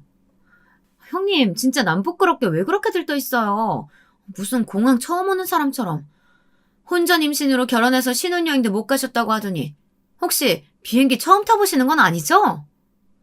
동서가 생각하는 그런 것과 전혀 다르니까 마음대로 넘겨짚고 생각하지 마시고요. 가족끼리 여행하는 게 기분 좋은 일 아닌가요? 그것 때문일 뿐인데 그렇게 비꼬아서 이야기할 필요 있어요? 고작 제주도인데 뭐가 그렇게 좋으신 건지. 원래 계획대로 푸켓이나 갔으면 아주 날라다니셨겠어요, 형님. 좋은 날 기분 망치지 말고 그만하시죠. 저는 제 말 하나하나에 꼬투리 잡고 늘어지려는 동서를 무시했어요. 말 그대로 기분을 망치고 싶지 않았거든요. 시간이 넉넉해서 딸아이와 함께 공항을 돌아다니는데 외국인 두 사람이 아주 심각한 얼굴로 자기들끼리 이야기를 하고 있더라고요. 그러더니 주위를 둘러보다 저랑 눈이 딱 마주쳤죠. 빠른 걸음으로 제게 다가오는 외국인을 보면서 저는 급한 마음에 딸아이부터 안아들었답니다. 두 사람은 프랑스에서 왔다는데 제주도로 가는 비행기를 예약했는데 예약 내용과 받은 비행기표가 전혀 다르다면서 도와달라고 했죠. 저는 언어를 공부하는 것을 좋아하는 편이라서 한국어와 영어 이외에도 중국어, 스페인어, 일본어, 그리고 프랑스어를 할 수 있었거든요. 다행스럽게 그 사람들을 도와줄 수 있었죠. 딸아이는 외국어를 하는 제가 신기한지 저를 빤히 보고 있더라고요. 도와주고 돌아서는데 동서가 저를 보고 있더라고요. 형님, 다들 찾으시는데 여기서 뭐 하세요? 아, 그랬어요? 전화기를 여행 가방에 놓고 나왔나 보네요. 미안해요. 설마 형님이 저 외국인들 도와주고 있었던 건 아니죠? 형님 이제 하다하다 국제적 망신까지 당하실 생각이세요? 아니 뭘 할 수 있다고 나서길 나서세요? 별일 아니었고 도와줄 수 있는 범위의 일이니까 나섰겠죠. 동서가 신경 쓸 일은 아니니까 그만하고 가죠. 진짜 무식하면 용감하다고 하더니만. 방금 뭐라고 했어요? 무식? 용감? 들었으면서 다시 묻기는 왜 물어보세요? 제가 틀린 말 한 것도 아닌데 말이에요. 비행기 시간 늦기 전에 빨리 좀 움직이세요. 동서는 저를 노려보며 쏘아붙이더니 종종 걸음으로 빠르게 앞서 나갔죠. 그때서야 저는 동서가 저를 무시하는 것이 나이 때문이 아니라는 것을 확실하게 알게 되었어요. 이전에 딸아이 질문에 답을 해줄 때는 어렴풋하게 짐작하는 정도였는데 그 자리에서 아주 확실해졌죠. 동서는 제가 무식하고 배운 것 없는 그런 사람이라고 생각해서 행동하고 있었던 거였어요. 속으로 부글부글 끓어오르기 시작했죠. 저에 대해서 아는 것도 없으면서 저런다고. 진짜 뒤통수를 제대로 한 대 쳐버리고 싶다는 충동을 느꼈어요. 그것이 현실이든 아니면 다른 방법이든 말이죠. 저는 좋은 날인 만큼 가족들 앞에서는 그래도 참아보자 싶어서 잘 지내는 척 하려고 노력했습니다. 하지만 동서는 정도를 모르더군요. 점점 말도 심해지고 비우는 얼굴은 더 노골적으로 변했죠. 서방님도 곁에서 말릴 지경이 되었지만 동서는 더 떳떳하기만 했어요. 저도 단순히 경고 차원으로 넘어가서는 안 되겠다는 생각이 슬슬 들기 시작할 때였죠. 사건이 터진 것은 여행의 마지막 날 저녁이었어요. 저희 가족이 머물고 있는 숙소는 정말 야경이 최고였는데요. 숙소의 레스토랑에서 식사를 하고 약간의 음주를 하고 있었을 때였죠. 술이 좀 들어갔는지 다들 평소보다 텐션이 높은 편이었어요. 그 순간 동서가 먼저 자랑스럽다는 듯이 이야기를 꺼냈죠. 제가 축하받을 일이 좀 있어요. 어머님, 아버님, 저도 방금 아는 사람한테 연락받았는데요. 이례적이기는 하지만 승진할 것 같아요. 승진이라니. 정말 축하한다. 일을 잘하니까 그런 기회도 오는 거지. 흔하게 볼 수 있는 일은 아니죠. 대부분 다들 근속 승진하는 경우가 더 많거든요. 특히 저처럼 7급 정도 되면 그 위로 올라가는 것이 훨씬 더 어렵고요. 재수씨 축하드려요. 좋은 일이네요. 그러니까 작은 며느리처럼 둘째 녀석도 승진 준비를 좀 해보지.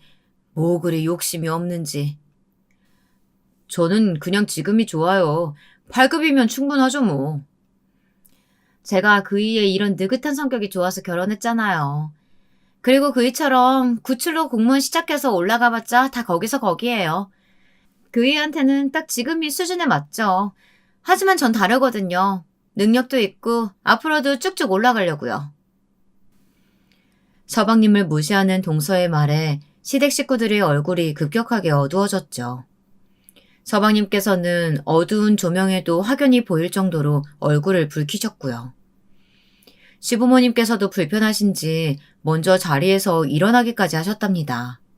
시어머니께서 먼저 안으로 들어가시고 화가 난 남편은 서방님께 동서를 데리고 들어가라고까지 할 정도였죠. 동서는 자기는 정말 멀쩡하다고 서방님을 뿌리치더니 저를 똑바로 바라보았어요.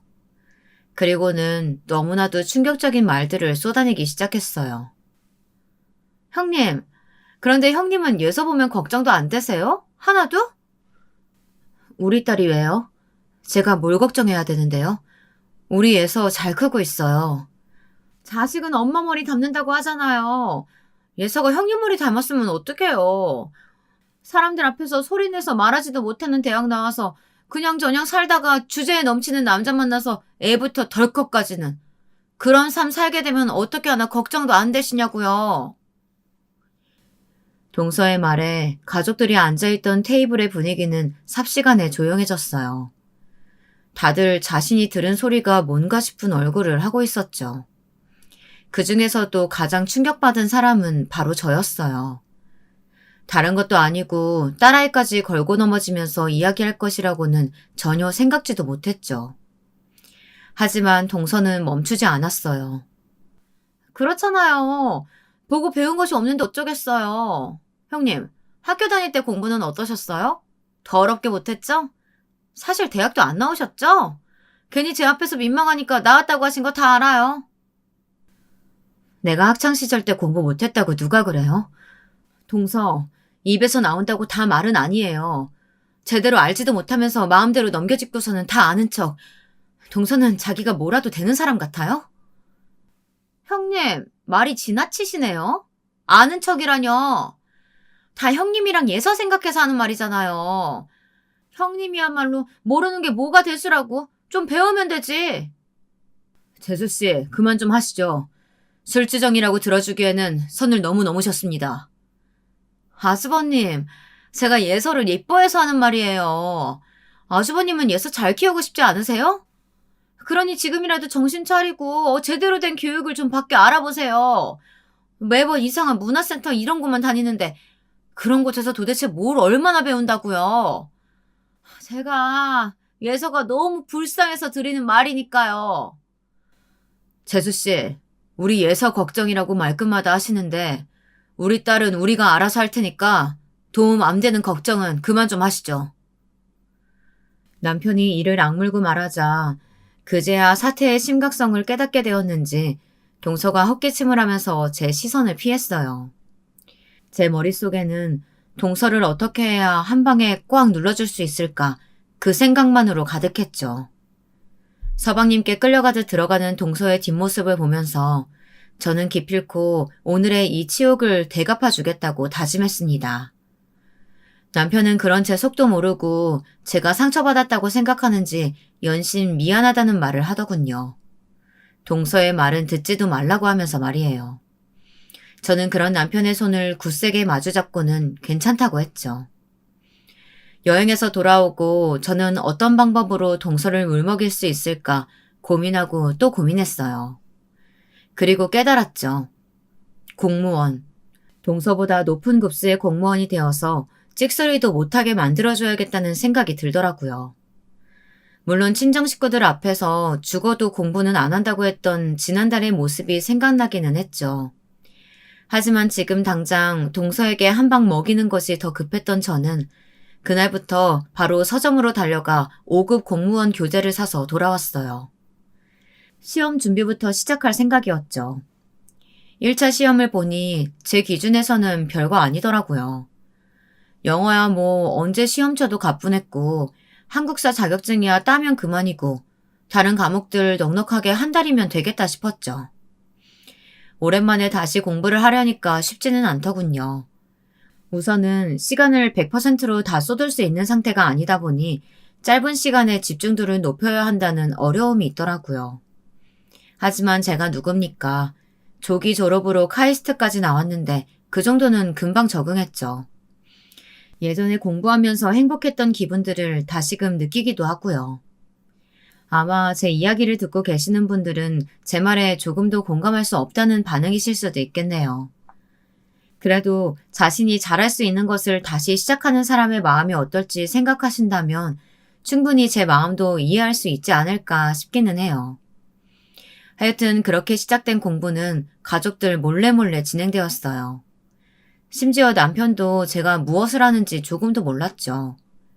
저는 틈틈이 녹음해둔 교재 요약본을 들어가면서 정말 열심히 준비했습니다. 힘이 든다 싶으면 제게 막말을 했던 동서를 떠올려가며 이를 악물었죠. 동서는 정말 제게는 완벽한 동기부여였어요. 그런 막말을 했음에도 제게 사과 한 번 하지 않았던 동서는 아쉽게도 승진에서는 미끄러졌더라고요. 솔직히 그 이야기를 듣는데 당연하다고 생각했어요. 저런 심보로 일을 하는데 승승장구하는 것도 문제가 있다고 느꼈거든요. 동서는 그렇게 큰 소리를 쳤는데 막상 승진도 못하자 엄청 약이 올랐는지 제게 훨씬 더 공격적으로 나왔어요. 형님, 머리가 나빠서 메모하는 거 그거 부끄러운 일 아니에요. 어머님께서 시키시는데 그냥 듣고만 계셔서 되겠어요? 그건 제가 알아서 할 일이니까 동서가 나서서 이야기할 필요는 없는 것 같은데요. 괜히 실수하셔서 저까지 혼날까봐 그러죠. 뭘 알고 하는 건 맞는 건지. 아우, 답답해가지고. 잊을까봐 걱정되면 동서가 메모하면 되겠네요. 저는 제가 가진 모든 인내심을 동원해서 동서의 말을 참아가며 대답했어요. 동서는 자기를 어떻게 보고 그런 말을 하느냐며 펄펄 뛰었지만 저는 모른 척했죠. 당장 사과하라는 말을 무시하고 나가자 동서는 더 약이 오른 듯이 소리를 질렀어요. 솔직히 살짝 속이 시원하기도 했죠. 매번 자기 할 말만 하고 쌩하게 나가버렸는데 이번에는 제가 뭔가 갚아준 느낌이 들었거든요. 물론 이걸로 퉁치고 그냥 넘길 생각은 조금도 없었죠. 나중에 합격한 제 앞에서 어떻게 말할지 그날을 상상하며 미친 듯이 시험을 준비했어요. 저는 가족들에게도 비밀로 하고 나가서 시험을 치고 왔어요. 예상했던 대로 별거 아니더군요. 오히려 저는 너무 쉬워서 시간이 많이 남을 정도였답니다. 1차 합격자 발표 날, 저는 조금도 긴장되지 않았어요. 1차 합격은 제게 너무나도 당연했거든요. 그래서 1차 발표가 나기도 전에 저는 2차를 정말 시쳇말로 빡세게 준비하고 있었답니다. 저는 고민하다가 교육 행정직을 선택했어요. 아이가 생기고 나서부터는 교육에 대한 관심도가 점점 높아지고 있었어요. 2차 시험을 준비하면서 저는 남편에게만 살짝 고백을 했어요. 차마 급수까지는 말 못하고 그냥 두루뭉술하게 말했죠. 남편의 말투에서 큰 기대를 하고 있지 않다는 것은 바로 알 수 있었어요. 준비 기간도 얼마 되지 않을 텐데 어떻게 합격하겠나, 딱 그런 눈빛이었죠. 2차까지 완벽하게 마치고 난 뒤 저는 합격자 발표일만 기다렸어요. 2차 합격을 하고 나면 가족들에게 사실대로 모든 것을 이야기할 생각이었거든요. 발표일은 우연하게도 시어머니의 생신이었어요. 이번에는 서방님께서 외식을 하자고 하셔서 강남의 유명 식당으로 가족들이 모였답니다. 저는 오전에 합격 확인을 하자마자 하루 종일 기분이 좋았어요. 당연한 결과라고 생각했는데 1차와는 좀 다르더라고요. 가족들에게 다 고백할 결심을 했기 때문인지 심지어 긴장도 되었죠. 그 와중에도 제 머릿속을 차지하는 가장 큰 생각은 어떻게 이야기해야 동수한테 한 방 제대로 먹일 수 있을까에 관한 것이었어요. 형님, 기분 좋은 일 있으세요? 오늘따라 좀 달라 보이는데? 뭐 그렇죠. 기분 나쁠 일이 없으니까요. 그나저나 정말 음식이 깔끔하고 잘 나왔네요. 어머님, 아버님께서 좋아하시는 것들이 많기도 하고요. 어머님, 이것 좀 드셔보세요. 저는 동서와는 시선도 맞추지 않고 시어머님과 시아버님 앞으로 평소 두 분이 좋아하는 음식을 챙겨드렸어요. 분위기는 점점 무르익었죠. 디저트가 나오면서 저는 드디어 숨겼던 이야기를 처음으로 꺼냈어요. 제가 그동안 숨겼던 것이 있어요. 이번에 잘 되면 말씀드리려고 그이한테만 살짝 얘기했었는데 오늘 결과가 너무 잘 나와서 꼭 말씀드리려고요. 아버님, 어머님, 제가 이번에 공무원 준비를 좀 했는데 다행인지 2차 합격까지 해냈어요. 이제 3차 하나만 남았답니다. 공무원? 2차? 아니, 언제 그런 준비를 한 거야? 공부하는 모습은 본 적도 없는데. 그네야, 축하한다. 살림하면서 공부한다고 고생 많았겠어. 그런 일이 있었으면 처음부터 말하지 그랬냐. 그럼 편하게 공부할 수 있도록 도와줬을 텐데. 3차는 무슨 시험인데? 면접만 남았어요. 지금부터 준비하면 3차도 잘 될 것 같아요.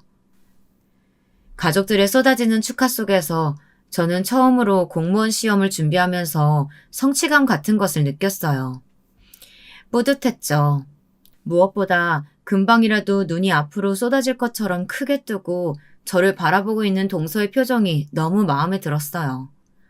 저는 평소 동서가 말하는 것처럼 자세를 잡고 말했죠. 네, 별거 아니더라고요. 6개월 준비했는데 2차까지 그냥 붙던데요. 이 사람이 공부 요령을 아는 건지 정말 교육행정직 5급을 그렇게 덜컥 딸 줄은 상상도 못했어요. 5급이요? 아주머님, 지금 5급이라고 하셨어요? 남편의 말에 동서는 깜짝 놀란 목소리로 크게 외쳤어요. 동서의 목소리에 시부모님들도 깜짝 놀라셨죠. 저는 자신있게 고개를 끄덕이며 별거 아니었다고 말했어요. 동서는 어이가 없다는 표정을 지으며 소리 질렀죠. 제가 예상했던 것 이상의 반응에 기분이 좋더라고요. 형님, 스카이 나와도 될까 말까 한 시험이 5급이에요. 그런 5급을 형님이요? 괜히 제가 승진해서 떨어졌다고 저 놀리고 싶으신 모양인데 그런 일이면 그냥 저한테 말씀하세요. 가족들까지 속여가지고 지금 뭐 하는 짓이에요? 동서 승진이 미끄러진 거랑 내가 5급 2차 합격한 거랑 무슨 상관 있다고 제가 그런 생각을 해요. 그냥 해보고 싶어서 도전했을 뿐이죠. 제가 2차까지 합격했다고 하니까 믿을 수가 없어요? 그럼 동서 보는 앞에서 확인시켜 줄까요? 형님, 국가고시 조작은 범죄예요. 그 정도는 아시죠? 그니까 일 더 커지기 전에 빨리 싹싹 빌어요. 거짓말해서 죄송하다고. 동서는 제 말을 듣지도 않고 무조건 제게 사과를 하라고 말했죠. 그때였어요. 갑자기 문이 열리면서 충격적인 반전이 펼쳐졌죠. 동서에 오빠라는 사람이 들어오더군요. 저는 한눈에 그 사람이 누군지 알 것 같았어요. 제가 졸업 논문을 쓸 때 바로 옆 세미나를 담당하던 조교였죠. 귀국하고 지인들이랑 식사를 하다가 한 번도 인사를 드리지 못한 것 같다 왔다고 하면서 저를 바라보고서는 깜짝 놀란 얼굴을 하셨어요. 역시나 알아보셨던 거죠. 너는 민경이 아니야? 조민경, 네가 왜 여기 있어? 오랜만입니다, 선배. 잘 지내셨어요? 잘 지내기는 너 찾는다고 교수님이 아주 눈에 불을 켜고 계신데 꽁꽁 숨었다고 생각했더니만 이렇게 가까운 곳에 있을 줄이야. 네가 내 동생이랑 형님 동생하는 사이였다니 완전 반전인데 이거? 동서는 선배와 저의 대화가 이어질수록 얼굴색이 시시각각 변하기 시작했어요. 가족들 역시 많이 놀란 얼굴이셨죠. 선배는 사돈어른들 표정이 심상치 않다 여겼는지 제게 무슨 일이냐고 묻더군요. 저는 그동안 저에 대해 많은 것들을 숨겼다고 말했어요. 선배는 바로 눈치를 챘는지 어이없다는 웃음을 흘리고는 다음에 다시 인사드리겠다는 말만 남기고 나갔죠. 선배가 나가고 나니 모든 가족들의 시선은 제게 집중되었어요. 저는 솔직하게 조기 졸업 과정으로 학창시절을 보냈으며 최종적으로는 카이스트를 졸업한 것이 맞다고 말했어요. 카이스트? 그 유명한 카이스트를 졸업했다고? 그렇게 어린 나이에 졸업까지 했으면서 그 재능을 집에서 애 키우는 걸로 낭비하고 있었단 말이야? 그 대학을 나왔으면 유학을 가든 연구소를 가든 했어야지. 아버님, 어머님, 그게 왜 낭비예요. 그렇게 말씀하시면 속상해요. 그럼 처음 만났을 때 이미 졸업했었다는 거야? 그래? 속여서 미안해요. 나름 사정이 있었어요. 나는 내가 어느 대학 나왔는지 꼭 알 필요는 없다고 생각했어요. 여보도 묻지 않았잖아요. 나는 당연히 전문대 졸업해서 취업 준비생인 줄로만 알았지. 그래서 괜히 학교 물어서 스트레스 주고 싶지 않았고. 남편은 이 순간이 믿겨지지 않는지 얼떨떨한 얼굴을 하고 있었죠. 저는 남편에게 그동안 속여서 정말 미안하다고 말했어요. 다행히 남편은 크게 중요한 부분이 아니라며 괜찮다고 했죠. 남편과 이야기가 제대로 끝나고서야 저는 시선을 돌려 동서를 바라보았어요. 어지간히 충격이 아니었는지 멍하게 앉아있는 동서를 큰 소리로 불렀죠. 하지만 제 소리가 전혀 들리지 않는지 동서는 여전히 초점 없는 눈을 하고는 앞만 보고 있었어요. 제가 반복적으로 동서를 부르자 서방님이 조심스럽게 동서의 어깨를 툭 쳤답니다. 동서, 몇 번이나 불렀는데 왜 대답이 없어요? 네, 형님. 제가 딴 생각을 한다고. 무슨 생각이요? 제가 진짜 카이스트를 졸업했던 걸까 하는 생각? 아니면 그동안 날 무시하고 함부로 했던 순간들이라도 떠올랐어요? 동서는 제 말에 입도 뻥끗하지 못하고 가만히 고개만 숙였답니다. 저는 여기서 멈출 생각이 조금도 없었어요. 그동안 당한 사실이 있는데 어떻게 넘어갈 수 있겠어요. 저한테 뭐라고 하셨죠, 동서? 예서 미래가 걱정된다고 하셨던가? 아니다. 그뿐만이 아니죠. 제가 주제도 모르고 넘치는 남자 만나서 덜컥 임신부터 했다고도 했었는데 혹시 기억하나 모르겠네요. 그때는 제가 형님에 대해 잘 몰라서요. 그동안 동서가 제게 했던 말 한마디 한마디를 토시 하나 틀리지 않게 내뱉는 제 모습에 동서는 사시나무 떨듯 벌벌 떨기 시작했어요. 당황하고 있는 것은 동서만이 아니었죠. 시부모님께서도 제가 그런 말들을 들었을 것이라고는 상상도 못했다는 얼굴을 하시고는 동서를 노려보고 계셨고요. 모든 분위기가 자신에게 불리하게 돌아가고 있다는 것을 느낀 것인지 동서는 급하게 제게 사과를 했어요. 무조건 잘못했다고 앞으로는 절대 이런 일 없을 것이라고 몇 번이나 약속했죠. 저는 동서가 그렇게 나오든 말든 상관없다는 듯이 가만히 앉아 있었어요. 서방님은 분위기를 어떻게든 바꿔보고 싶은 듯 보였지만 어림도 없는 소리였죠. 제가 5급 공무원 2차까지 합격했다는 소문은 빠르게 돌았어요. 연락도 하지 않았던 교수님마저도 전화를 하실 정도였죠. 교수님은 무슨 생각으로 공무원을 지원했냐고 화를 내셨어요. 제가 언젠가는 학교로 돌아올 것이라고 믿고 계셨던 것 같았죠. 괜히 미안한 마음이 들기도 하더라고요. 교수님께서는 과학계가 큰 인재를 잃었다고 무척이나 아쉬워하셨지만 어쩔 수 없는 일이잖아요. 어쩌겠어요, 이제 와서. 제가 3차 면접을 준비하는 동안 동서는 정말 죽은 듯이 살았어요. 뭐가 그렇게 겁이 났는지 자꾸만 제 눈치를 봤죠. 그때는 왜 그러는지 이유를 잘 몰랐어요. 그냥 정말 반성하나, 그래서 저러나, 그 정도 생각하고 말았죠. 알고 봤더니 동서에게는 충격적인 비밀이 숨겨져 있더라고요. 제가 합격을 하고 나서야 진실을 알게 되었죠. 저는 동서가 어디서 어떤 일을 하는지 정확하게는 몰랐거든요. 서방님께서도 같은 일을 한다고만 했었죠. 알고 보니 동서가 교육 행정 일을 하고 있었다는 거예요. 만약 제가 5급을 따서 같은 곳으로 발령이라도 받는 날에는 완전 큰일이 난 것이나 다름없죠. 집에서도 형님인데 밖에서는 상사가 되어버릴 수도 있다는 사실에 동서가 단단히 겁을 먹은 것이었죠. 하지만 동서가 겁을 내는 것에는 다른 더 큰 충격적인 이유가 있었는데요. 매번 자랑하듯이 말했던 것이 모두 다 새빨간 거짓말이었던 것이죠. 동서는 직장에서도 일을 제대로 못해서 욕을 많이 먹고 있더라고요. 서방님을 소개시켜줬다는 것도 다 거짓말이었죠. 서방님한테 반한 동서가 동료한테 뇌물까지 쥐어주면서 부탁을 했다더라고요.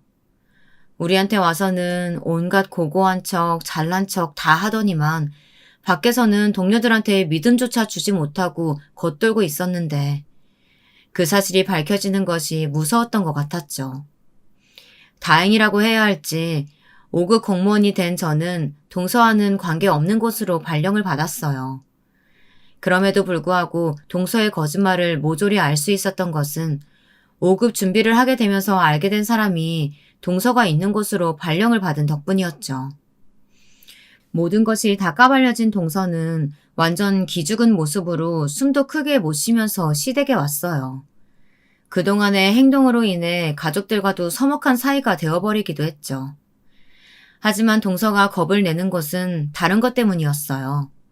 아무래도 제가 가족들에게 자신의 치부를 밝힐까봐 걱정하고 있었죠. 솔직히 저는 그럴 생각이 조금도 없었거든요. 뭐하러 그런 이야기까지 하겠어요. 하지만 동서는 제 마음을 모르다 보니 전전긍긍하면서 지내고 있었습니다. 심술이라고 하실 수도 있겠지만 저는 동서의 그런 모습이 너무 통쾌해서 한동안은 그 상태로 유지하도록 가만히 있었답니다. 나중에 사실을 알게 되더라도 뭐 할 수 있겠어요. 다 동서팔자지. 여담이지만 공무원에 합격하고 나서 저는 친정 식구들과 처음으로 연락을 했어요. 저는 몰랐었는데 그동안 남편이 꾸준히 예서 사진과 함께 저에 대한 이야기를 편지로 보낸 모양이더라고요. 답장 한 번 제대로 받아보지 않았던 편지를 말이죠. 그런데 어느 날 부모님께서 제게 예서를 데리고 와서 밥이라도 먹자고 하셨어요. 처음에는 제가 공무원 합격했다고 일어나 싶은 생각에 가고 싶지 않았죠. 하지만 연락 온 오빠의 충격적인 고백에 마음이 움직였습니다. 그렇게 반대했는데 네 앞에 나서는 게 쉽지 않았을 뿐이야. 그동안 계속 네 남편이랑 연락하셨고 너 공무원 준비한다는 말도 다 듣고 계셨어. 그 말을 나더러 믿으라고? 진짜 내가 아직도 전업주부였다면 과연 그분들이 날 찾으셨을까? 이 말까지 하고 싶지는 않았지만 너 결혼식에도 몰래 다녀오셨고 너 예서 낳고 병원에 있는 동안에도 몇 번이나 가셨다. 제 결혼식에 있었다는 말에 울컥 눈물이 올라왔어요. 남편 역시 친정 부모님들이 용기를 내지 못하셨을 뿐이라고 저를 다독였죠. 제게 식사를 하자고 하셨던 것도 다 남편 덕분이었고요.